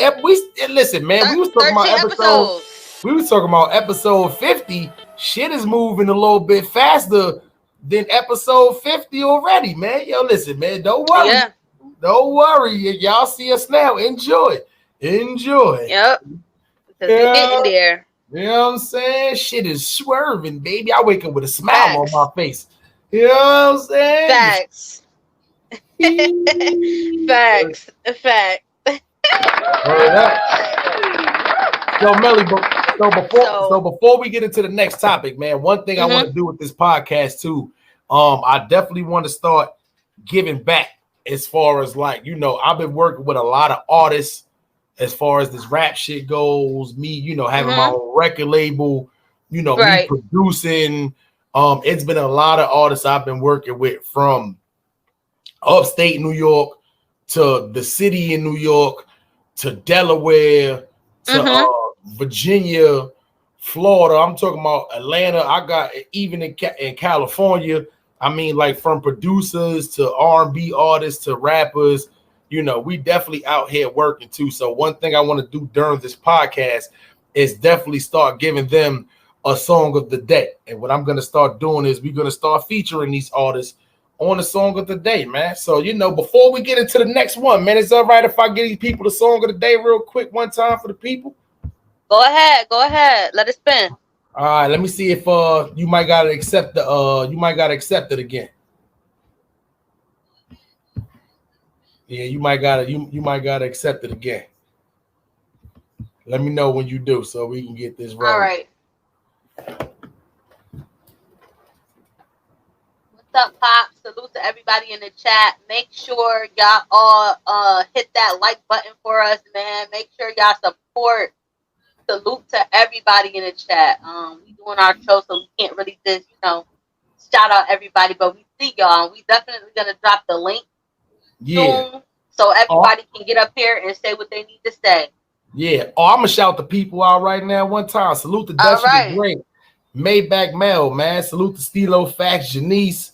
Salute to Stilo Fax, Ron G's, Gummy Bammers, Black Rock, Daft B, Reckless Podcast, Still Swerving, Omega Drip Exclusives, Trap Buddha, in the streets with G. Salute to everybody, man. We appreciate y'all for just, you know, stopping in and staying in tune with the Realest Podcast on YouTube, Spotify, Facebook, Lisbon, Apple Podcasts, Google Podcasts. Man, we on mad shit, my nigga. We on mad shit. Yes. Go stay in tune with us. Yes, support the movement. Support the movement, man. It's a movement. And salute to Jack Black. We are the people, man. He is an up and coming blogger from Hartford. Listen, go subscribe to his channel. Go subscribe to his page. I am definitely trying to do something big in this market with CT. So go support that man. I found his channel. I stumbled on his channel this morning. And I was like, oh, okay. So I see that, you know, we trying to get there with the blogging and CT. So go support that man. That's a fact, man. Definitely. Y'all make sure y'all go support all the CT representatives out there for sure, man. I feel like CT is next up to do some big things, man. See what I'm saying? Whether it's in this podcast game or whether it's in this rap game or maybe even a little bit of both. You see what I'm saying? So salute to CT, man. It's CT in Boston, even if it's just 1 or 2, 3, they need somebody to come up and make a strong little run for that area, man. Y'all do up, man. Facts. I'm definitely trying to be one of the main people in that realm. Real talk. It'll definitely be a way for my family to eat, my people to eat, and just you know, just put on and create more jobs and create different things, you know, for the community. So I'm definitely all for it. No, that's a fact. That's a fact, man. And let me know when you're ready, so we get these people this nice little song of the day, man. And I'm gonna give y'all a little, you know, salute the Nomads Records, man. And if y'all not in tune, man, y'all go make sure y'all subscribe to the YouTube channel. You can go to Nomads Records, and you spell it Records REKKIDS, man. IDZ. Salute the Nomad Records, man. So this team right here, man, is a team up from Ithaca, New York, but a lot of them was born and raised in Harlem. So salute to Isha Loke. Salute the listen, man. Salute the Nomads. Salute to all of the Nomads, man. Salute to Lee Majors. Yeah, man. Salute to Mac Duels. You know, nice little team they got right here, man. And don't worry, you're gonna see a lot of these. You're gonna be seeing a lot of them, man. You're gonna be seeing a lot of this team right here. So without further ado, this is All Time Low Remix, and this is the song of the day, man. And y'all make sure y'all subscribe to the channel, man. Melly Mel, 2 L's, all caps, all facts. Go to Nomads Records, man, and go over to subscribe to their YouTube channel, and let's get their shit jumping, man. Let's get into it. John Bellion. She ain't your ordinary woman. Slim curvy body with the gold tan. She'd make a thug wanna hold hands. So in my future like an old man. I met her, I was on the Ave, pitching like Nolan. I am like no man, traveled the whole land. No Mad Mac, dudes are so tan, dudes are so grams, a whole lot of ain't promised. I'm here to feed the cause. Life ain't promised, but death is. My flow, death kid Lee is what fresh is. Was at an all-time low, now I'm back high. Mommy said she rolled with Poppy cause he's that fly. Way back then, I couldn't bag a thing. Now I'm the king of swing, always on deck. Players to my right, all haters to the left. The Nomad is back, matter of fact, we never left.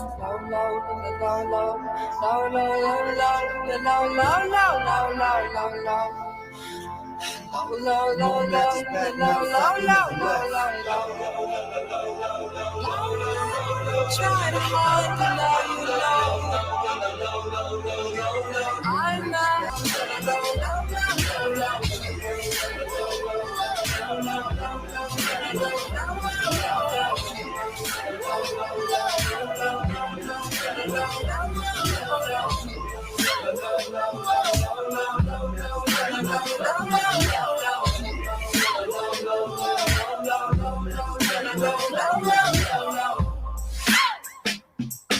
The Nomad is back, matter of fact, we never left.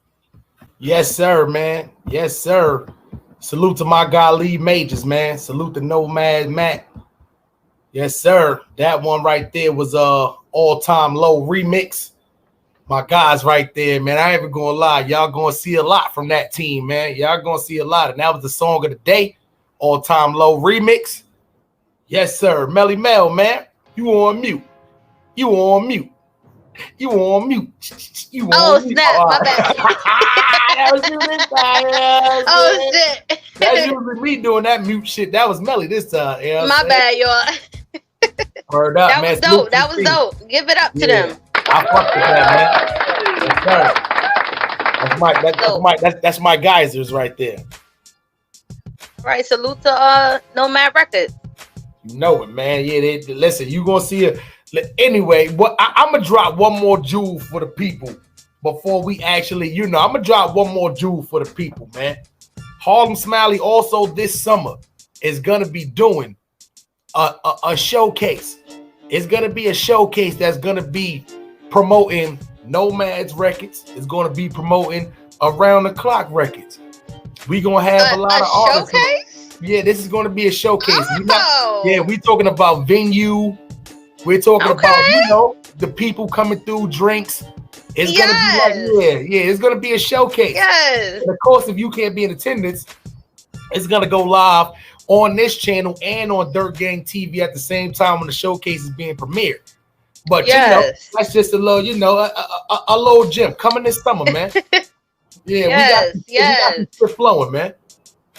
Yes. The grind don't stop. I must tell you, Smiley, this has been motivation in a whole lot of ways, man. It's just been motivation. I feel like you don't get enough credit for the things that you do, like up here and behind the scenes, man. Like, you are somebody that I look up to on this YouTube thing. Like, you done took me up under your wing. You done showed me. You done teach me. Like, you've been a teacher. You know what I mean? And I appreciate you, yo. For real. I appreciate you. Yo, listen, man. And the good part about it is it's mutual. It's good to work with somebody to where you ain't got to tell them shit 4 or 5 times. Like, you're definitely a quick learner. You see what I'm saying? And you learn a lot on your own. You see what I'm saying too? So that's what I said when Sheree told me you was like the female version of me. It's like I didn't understand what she was saying, but it's like now while I'm slowly but surely understanding what she's saying because you got a lot of the same traits and characteristics. So you know how that go. So I definitely appreciate the flowers too. But listen, you need to big yourself up because where you was now versus where I was back then. Listen, it's you came a long way. We're going to say that. Melly done came a long way, so but so that's what I said though too. Even with Fonz Poe, from us just trying to even get him to even do YouTube shit, period. to him doing his first illustration to where look where he at from a year to now. Like he loves doing that shit. He's great at that shit too. You see what I'm saying? So I don't want to tell him too much that we don't want to give him a big balloon head. You see what I'm saying? Like that, but bobblehead ass. Yeah, that's a fact. He done fucking surpassed me as far as doing shit like that too. You see what I'm saying? So once again, this team is very talented, man. Everybody got their part. Everybody gonna do their part, and that most of all, the most important thing, we gonna all get to this money. That's the most important thing. You know what I'm saying? But what's the next topic we got on here? All right. People, man. Next topic: 50 Cent and stars. Yo. BMF, if you listen, he said he done with them. Somebody getting fired this week, and you will be out of a job. I hate to say it, but the unemployment line is full, and you might need to go to unemployment. BMF, I watched BMF. I actually caught up on the last couple of episodes, and this week it wasn't supposed to premiere, and it wasn't supposed to come on this week because they want BMF to go into Power. Power's about to air. There was 1 week off. Yeah. So they didn't go on this week because they want that to go into Power. Power's coming out November 21st. So the new Power with Tariq and Mary J and all of them is coming out November 21st. So they wanted it to go into that, but some stupid person at Stars released the episode for 3 hours and then took it down. So people caught the episode. If it was quick enough, you caught this week's episode. Wait, so my thing is, right, how they not relay none of this shit to 50? Because from 50 perspective, he thought the episode was dropping. Because he put out a tweet. He thought the episode was dropping. No, that's see, I follow 50 on Instagram. Yeah. So I saw his what he said. He said that they talked about the episode not airing this week, but somebody aired it anyway for 3 hours and then took it down. So that's what he was mad about. Because from what I heard, what he said, he originally had said it was people that was expecting to see BMF this week, and they didn't even get to see BMF this week. So I thought he was mad at the fact that it didn't air when it was supposed to air because I got the Stars on demand shit. So I don't have to wait till Power comes on at 7 o'clock or 8 o'clock when it comes on at night. I get that shit at midnight. So on Saturday. So when I checked, the shit wasn't out, it wasn't up there. But then the next day when I had looked up there, I seen there was people saying that it was up there and then they took the shit down. So I was under the assumption that he was mad because that it didn't air, period. But he was tight that if somebody put the shit up, that's too big of a mix-up. that's too big of a mistake. What is really going on? And I understand his frustration with that because if we're communicating and telling the team, like, listen, don't drop this week's episode, wait till next week to drop it, and somebody probably didn't get the memo or probably thought that they were doing the right thing. It was probably bad communication on Stars' end. So I understand where his frustration come from. And you know how 50 is. He said, hey, I'm uncomfortable, and that means I'm going to make a lot of y'all uncomfortable, and somebody's getting fired for this mistake. Yeah, because you already know, like, there's not a network that wouldn't take on Power. And you've seen it many of times with TV shows. A TV show may be on NBC, but then they end up on ABC. And maybe it was on CBS, but the shit wasn't getting enough views on CBS, so they left them and went to like WB. You see the shit a lot of time, just not recently with major. Let me clear this fucking. Sorry, it's still rush hour out here. Me too. It's cars going by. Yeah, that's a fact. So fucking they may have not been doing the right number, so niggas leave. But you don't see that with like a bigger, like like a bigger like main cable television network. But I'm pretty sure HBO, who else they got? The hell is these other people that got they got on demands besides Showtime? I'm pretty sure any of them shits like that would take on that damn series in a heartbeat. You see what I'm saying? So of course he has the upper hand, but 50's putting the pressure on these people because 50 wants to buy the Stars Network. That's what 50 is trying to do right now. I told you a lot of what they trying to do is right. 50 is inside of with Ice Cube and all that. They trying to start that black. Well, not even started. It's already started. They trying to do that Bollywood shit, Black Hollywood. You see what I'm saying? So Kevin Hart, 50 Cent, Ice Cube, amongst others, Tyler Perry or somebody, they was trying to get involved with it, but he kind of declined. That's why Tyler Perry take a lot of slack, especially from the But if he was in there, they would have had a lot of big, a lot of big. You think about it, right? A lot of big star power. Yeah. A lot of money in that mug. Yep. So for 50 to do that, even though he has his own production company, him having his own network would be the big step because no rapper has their own cable network. Right. You see what I'm saying? So 50's a smart motherfucker, and right now he has the pressure. He is, but I don't think they're gonna let him buy Stars.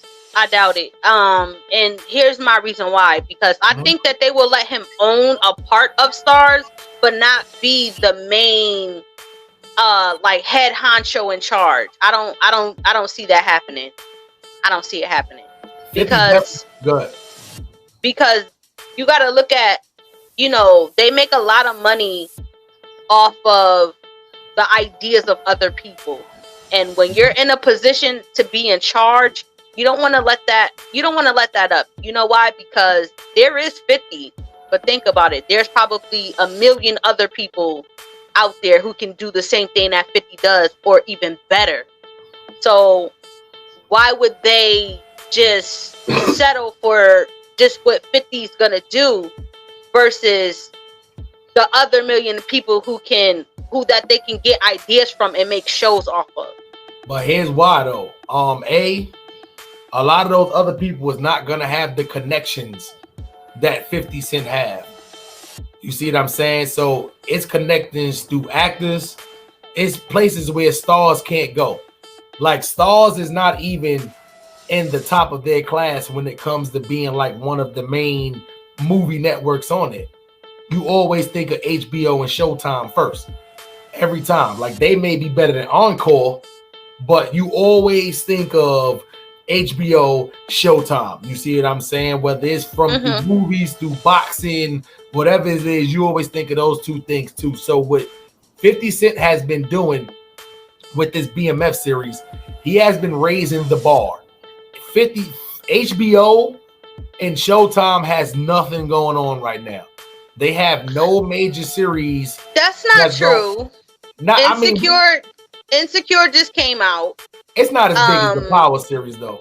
Oh yeah, it is. It is. It really is. Probably not in what you watch on TV, but Insecure is a really big show that a lot of people watch. It is, but you know what it is? Not number-wise, though. You putting Power series up there with the top shit. You got that shit up there with Sopranos, The Wire. Like you got it's nothing on TV right now that's better than the Power. I'm talking about like all of TV. There's nothing that's better than the Power series right now. Whether you like it or not, we're talking about numbers wise right now. That shit is literally up there with The Wire and with the Sopranos, which is a big thing to say because those right there are the two most watched series and the most gross series. But I'm pretty sure Powers were going to surpass that.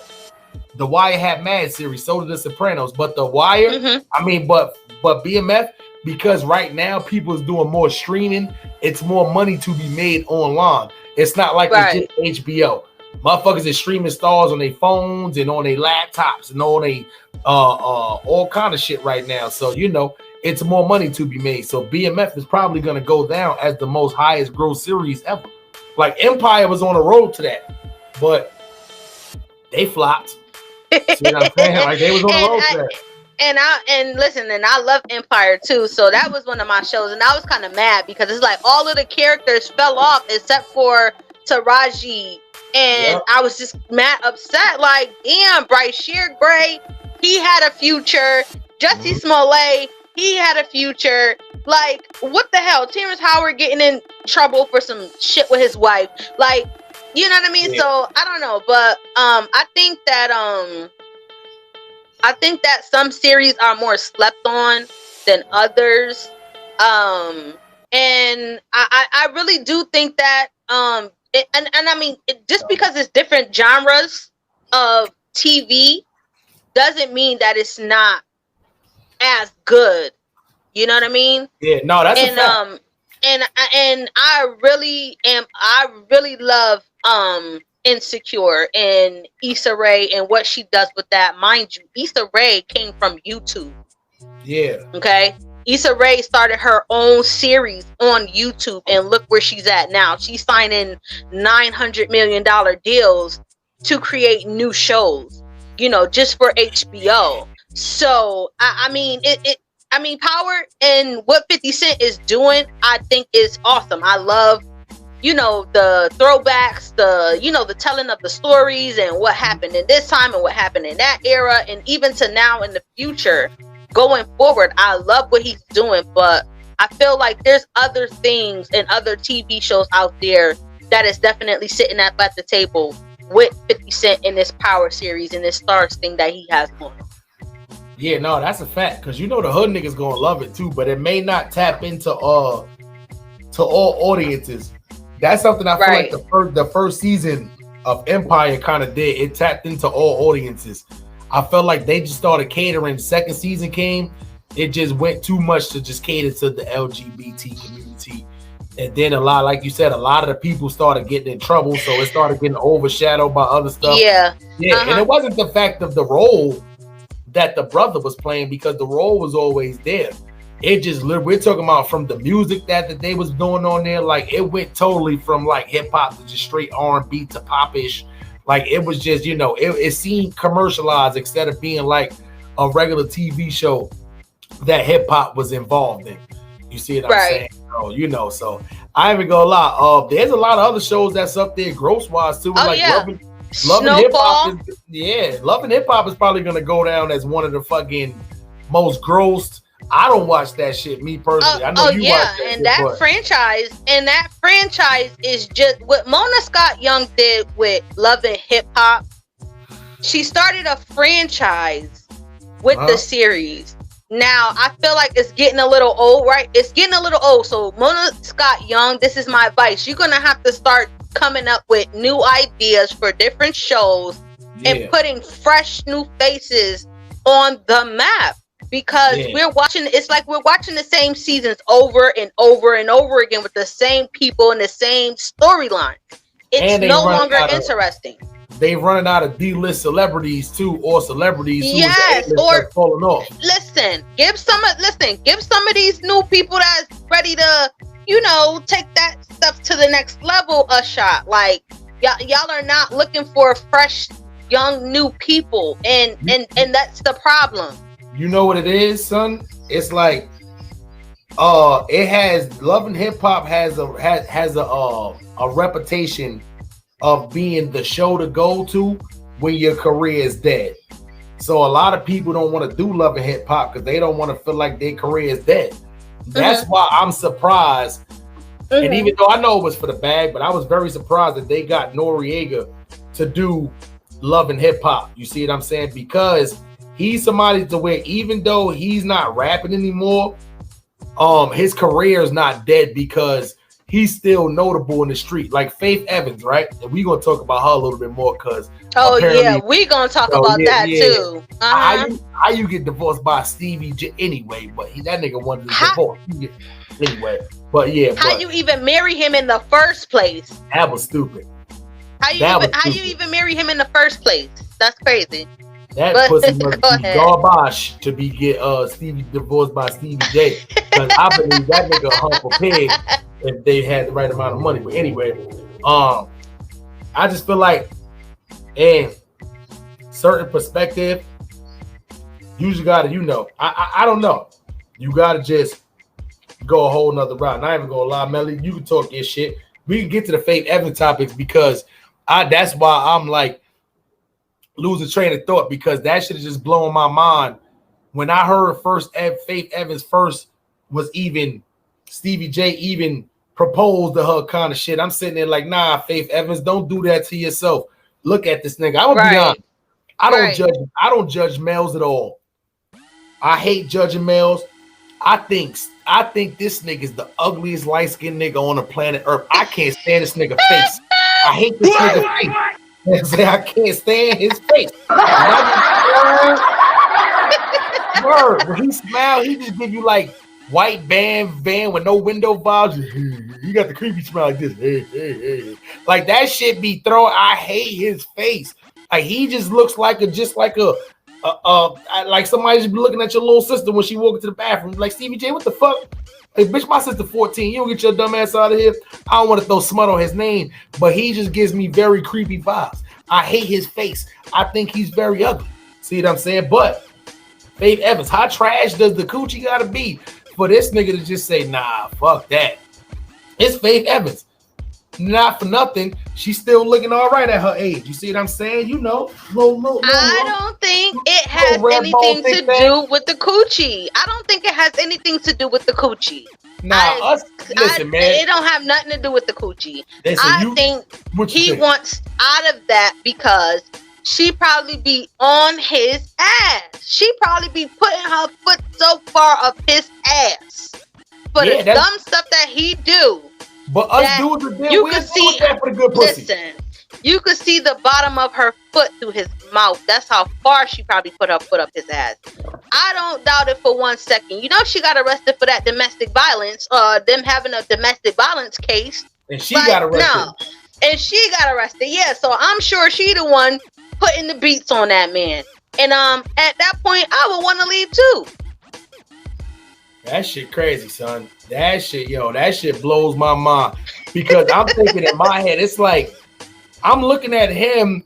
I'm not even gonna lie. He just always gives me the vibes like, you know, I got a little bit of money, but if this girl got more money than me, I'm gonna try to like eat off of her money and save my shit. He give me those kind of vibes. Oh yeah, he's definitely one of those. He did not want to let Jocelyn out of her contract. He did not want to let her out of her contract. And you know why? Because she was making money. She was making bread. She was getting $1 million per season of Love and Hip Hop. She's the highest paid reality TV star. The highest paid. He was getting paid $37,000 an episode. Listen, he was her manager at the time, so he was getting a percentage of her money. He was getting a percentage. 10%. That's 10% manager's fee. Probably more than that because they were together. They were together. So he was reaping the benefits and the rewards of her success. Yeah, that's granted, you know, he put her on, but it was her who made a name for herself. You know what I mean? She did the work to make sure she got on for these next few seasons and get that bag. Yeah. With his face and her voice, I could never be around. Like, couldn't hang. Can you imagine go to dinner with Jocelyn Hernandez and Stevie? I could. Nah, fuck that. Jocelyn is funny as hell. I sitting there laughing like this. I gotta go. Listen, I would love to sit there with Jocelyn for a minute and just hear this woman because Jocelyn is funny. She's like Young Miami. They funny as heck. And I'm sure it would probably be like just laughs and jokes being around them because they just so funny. I see what I'm gonna get Melly for when we get to this money in this next year. So I already see what birthday present I'm gonna give her. I'm gonna give her a 101 with Jocelyn Hernandez. Oh, come on, Stevie. Come on, Stevie. Yo, I love Jocelyn, man. I really do. I think when she first came on, she was just so rough around the edges and just so pretty and just, you know, but as time went, she just had her glow up, man. She still kept that thing about her that made you fall in love with her in the first place.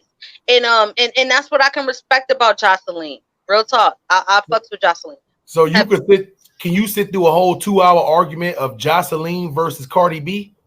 Yes. That shit would be funny. It would break the internet. I would need bottles of fucking aspirin. Like that shit would be funny. Word. I would fuck it. That shit would burn my soul. And I say, no, fuck you, bitch. No, fuck you, bitch. And I was like, nah, I'm out of here, man. That shit would be funny because I think Jocelyn is shady. And Jocelyn is shady. Her comebacks are just, she's the comeback queen. And Cardi B is just fucking stupid. So I think it would be funny. That would be good. That would be good TV. God damn, that shit is crazy, man. But man, at the end of the day, I can't believe fucking fucking Faith Evans. I had a little it's two light-skinned girls with red hair, Faith Evans and Charlie Baltimore. Boy, them little red bone, they not even light-skinned, like they like high yellow. When you talk about red bone, that's them, like they on the edge of white. See what I'm saying? But you could tell by their bodies and they ghetto-ness that they black. You see what I'm saying? So them little red bones with the red hair, those are like two of my crushes. And it's like, I'm like, come on, like not Stevie. And then not only did you accept the nigga shit and you be with the nigga, now he get like, you can't get dumped by Stevie J. I can no longer look at Faith Evans in the same light. Well, did you see the interview that Charlie Baltimore did recently? Nah, how she looking though? She looks good, but she just did an interview. I forgot who the interviewer was, but she just did an interview, and she was just talking about her experience with Biggie, and just her, just them being together and different things like that. So the interview was dope, though. I really liked the interview. I really did. But Faith Evans, girl, sis, listen, let me say something to you, Faith Evans. Faith Evans, you was dead wrong for marrying that man, knowing and seeing all the things that he does, whether it's TV or not TV. You knew what type of man he was when you first got with him. So why would you expect for him or you to be any kind of different in how he treats women? You old enough up there in age to where you can't teach an old dog new tricks. Not him. Especially not him. They need to trap Stevie J and Safari on like a little island with nothing but just females is burning. Just number of females is burning. And like, that could be like a trait because they don't want to burn. So it's almost like if you trap me on an island with weed, whole weeds growing everywhere with mad Dutchies in a lighter, but I supposed to be quit smoking. Like, right. You know what I'm saying? Or you light me up, or just put me over there with no lighter. You know what I'm saying? Like, what kind of total shit I can roll up in there? I can't light this bitch. I'll be out there trying to take weed branches and shit, trying to you know what I'm saying? Dumbass shit. That's gonna be Safari. They're gonna get burnt a couple of times, but they'll be all right, man. It's sidebar, man. Salute to my man Biggie Smalls. Rest in peace.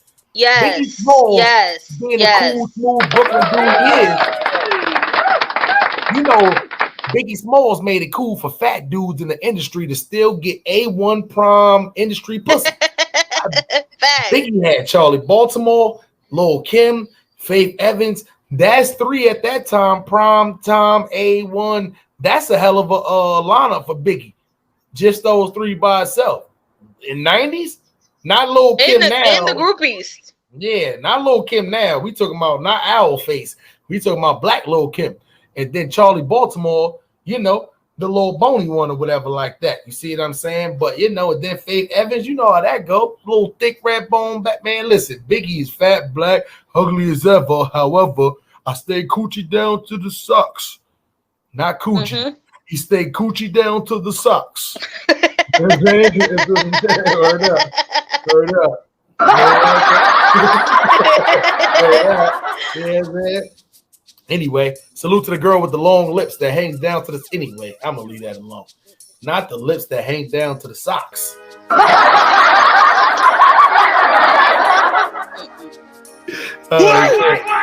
Long pussies matter too, Craig. Anyway, you know that like little booties matter. You know what I'm saying? The long put. Anyway. Throw it away. Melly, let me ask you a question. Did you see that Kanye West Jay Prince apology / do this event. Yes, that's what I wanted to talk about next. Jay Prince. I'm making this video to address the ongoing back and forth between myself and Drake. Both me and Drake have taken shots at each other, and it's time to put it to rest. I'm asking Drake on December 7th to join me on stage as a special guest to share the 2 biggest albums of the year live in Los Angeles, with the ultimate purpose being to free Larry Hoover. I believe this event will not only bring awareness to our cause, but prove to people everywhere how much more we can accomplish when we lay our pride to the side and come together. Beautiful. Yeah, let's get into it. You know they say great minds think alike. You know that go the best of both worlds, bitches. You know what I'm saying? Yep. Let's get into it. How was he talking about now he want to squash the beef with Drake? Yo, I told you, this is Kanye Jedi mind tricks. I told y'all, man, he's thinking strict. I told you from the Drink Champ shit, I knew it was an ulterior motive behind it.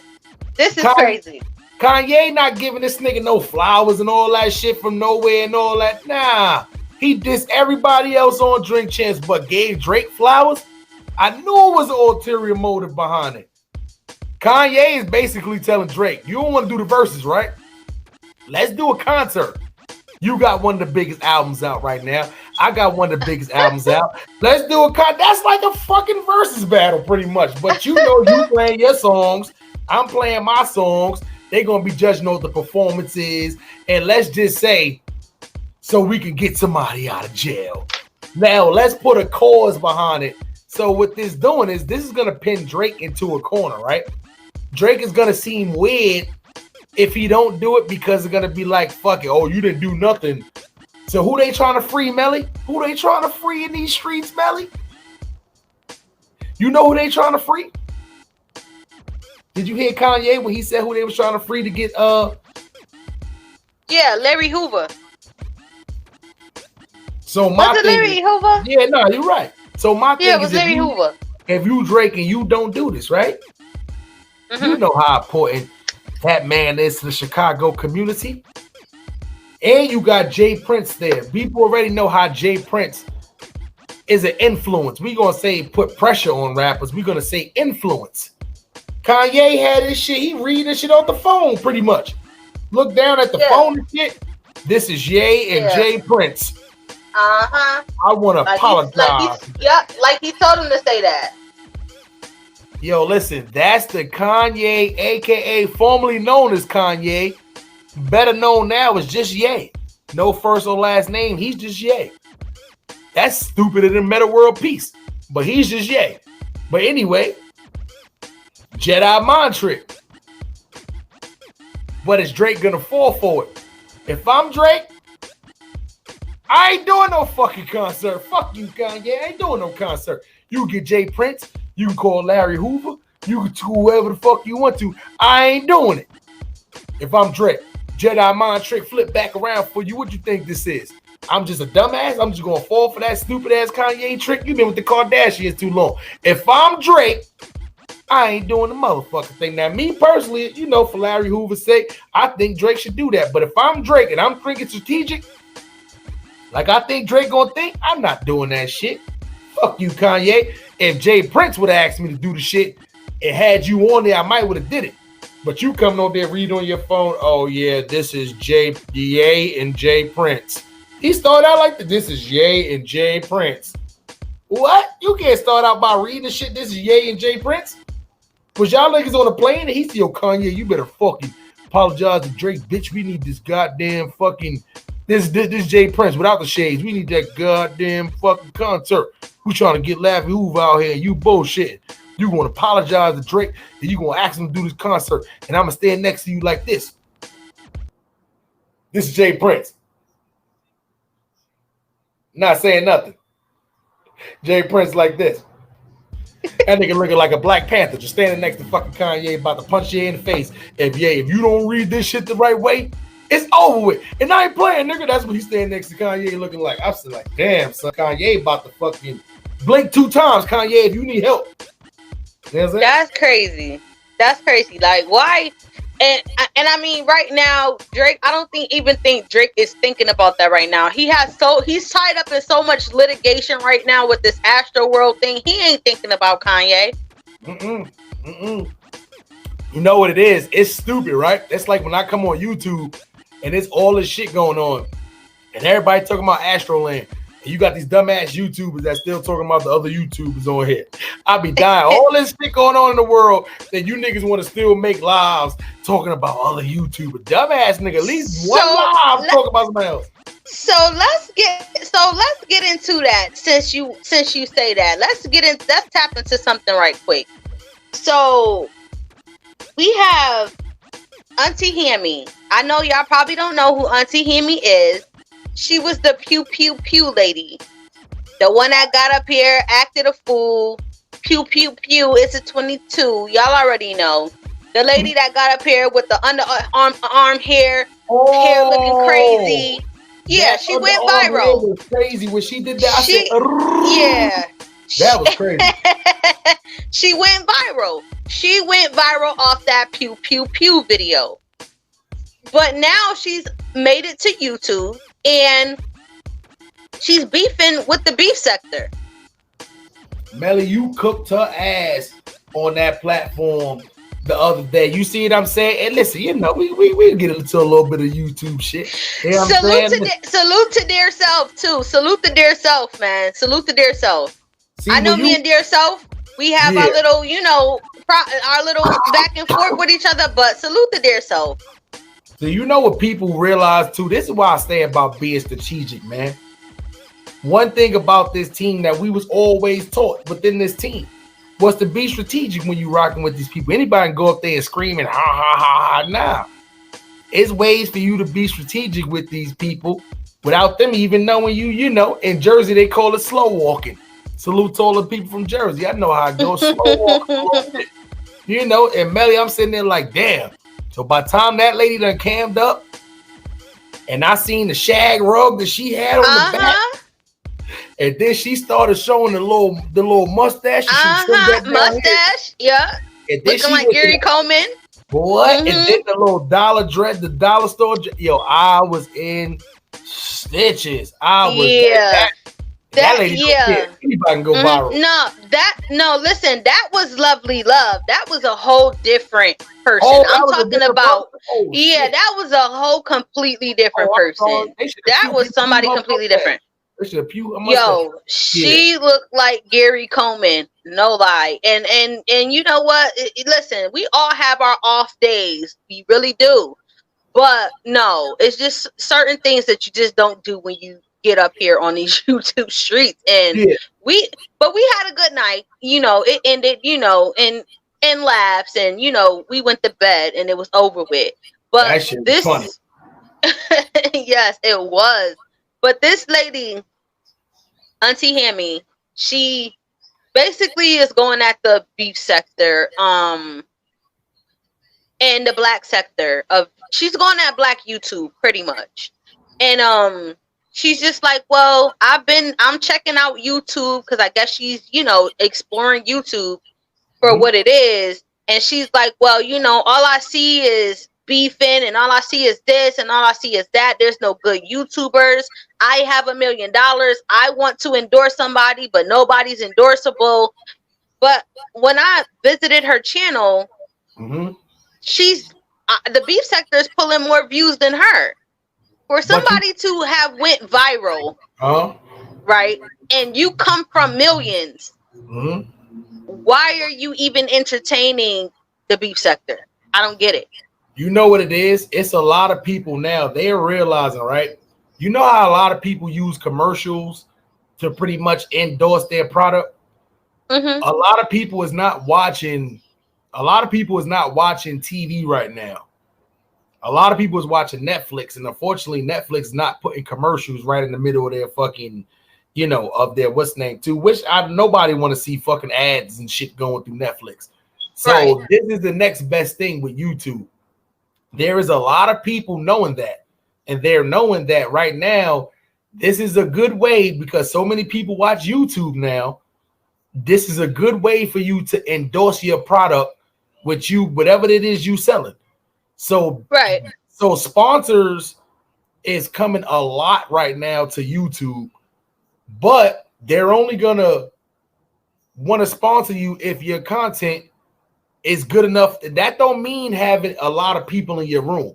People misjudge that all the time. They think having good content is having 300, 400, 500 people in your room. That don't mean you have good content. That just means you probably talking about bullshit sometimes.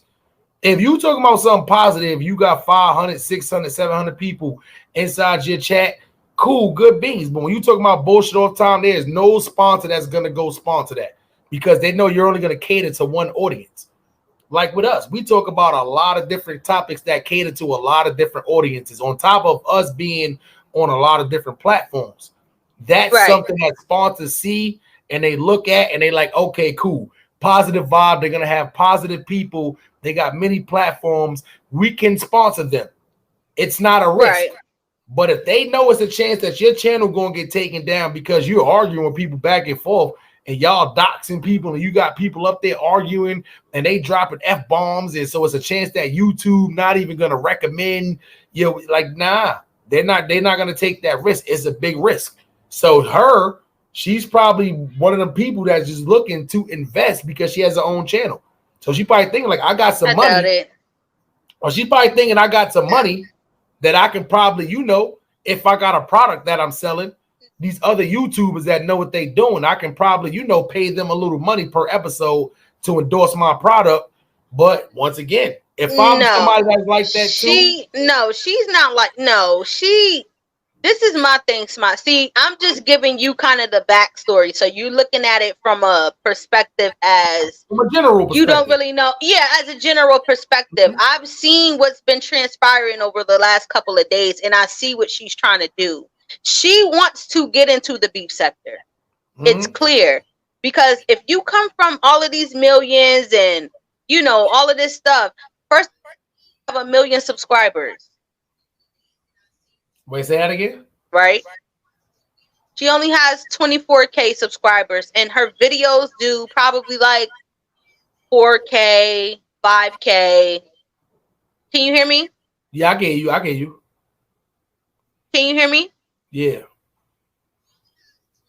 You good. Can you hear me? Yeah, you good. I get you. Can you hear me now? Yeah, you good. Yeah, I get you. Okay, so all right, so it seems like she wants to get into the beef sector. Listen, one thing that I've realized is that the beef sector doesn't want to. Can you hear me? Mm-hmm. It's like, okay. You good. It was like coming in and out for a minute. All right. So what I realized is that the beef sector doesn't want sponsorships. They don't want that. That's not what they're looking for. That's not. And I've learned that along the way of me kind of, interacting with the beef sector every now and again. They don't want that. That's not their goal. That's not their motive. So, Melly, so you really just gotta look at it for what it is. So you really think that they're on here they don't want sponsors, or that they can't get the sponsors? No, I don't think that's the realm that they want to be in.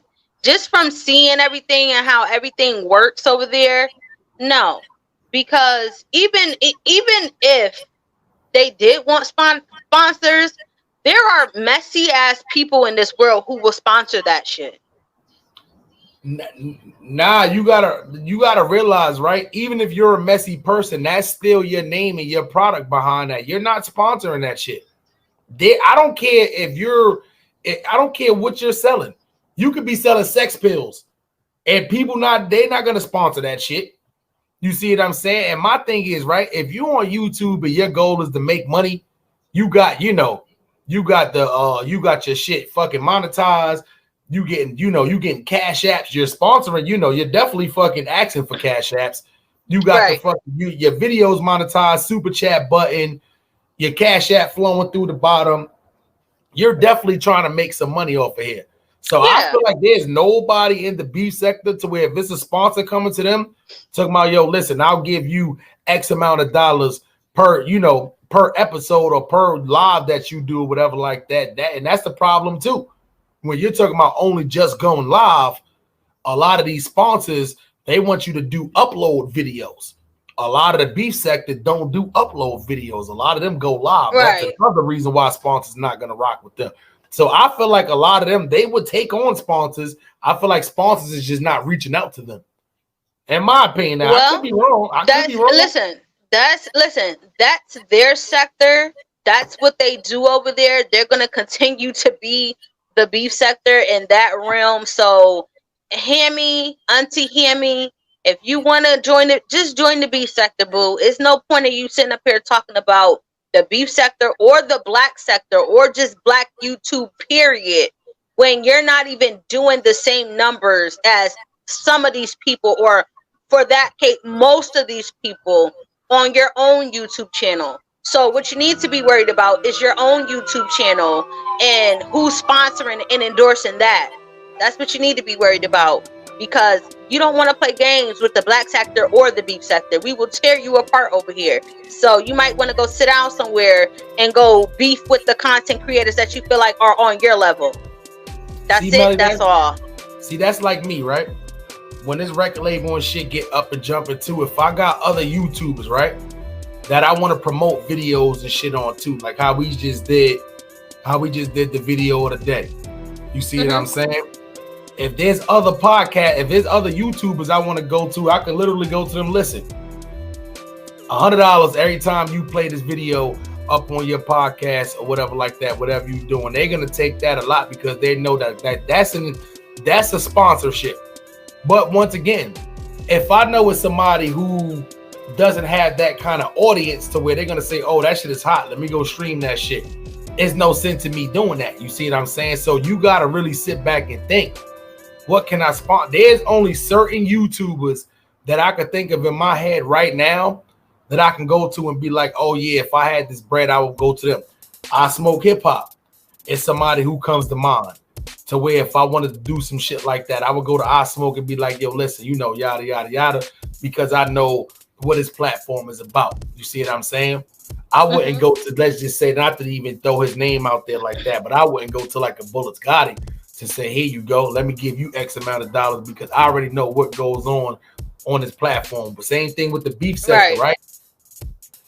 Bree, and this is my opinion, Bree is probably the only person who in the beef sector who I know, because I don't know everybody in the beef sector, but Bree is the only person in the beef sector who I know that I will probably go to and be like, all right, cool, she got an audience, but she's not always talking about the bullshit. So she's somebody who and I would tell her specifically, if you doing some shit where you talking about bullshit, you know, don't do that video. But you on your regular shit, petty lists, and all this other stuff that y'all be doing over there, I can sponsor that. You see what I'm saying? But I wouldn't go and then just throw her name out there, you know, and nothing against her. I wouldn't go to just say Pizarro and just say I would try to give her a sponsorship, because I know she has almost the same amount of numbers that Bree gets sometimes in her chat. Sometimes it'd be a little bit more. But I know a lot of that, you know, it's a lot of just the back and forth between the people. So you're not going to get people who's looking to go, you know, listen to boom bat rap at the Intel's, you know, chat. You see what I'm saying? You know, it just don't go hand in hand together. So, you know, I'm just thinking from a sponsor's perspective too. And that's what a lot of other YouTubers have to start thinking about that too, if that's the realm they're going. But I feel like Pizarro is somebody who she's not looking at. For her, is not the money for YouTube. You know, I feel like it's some YouTubers, like you said, they're not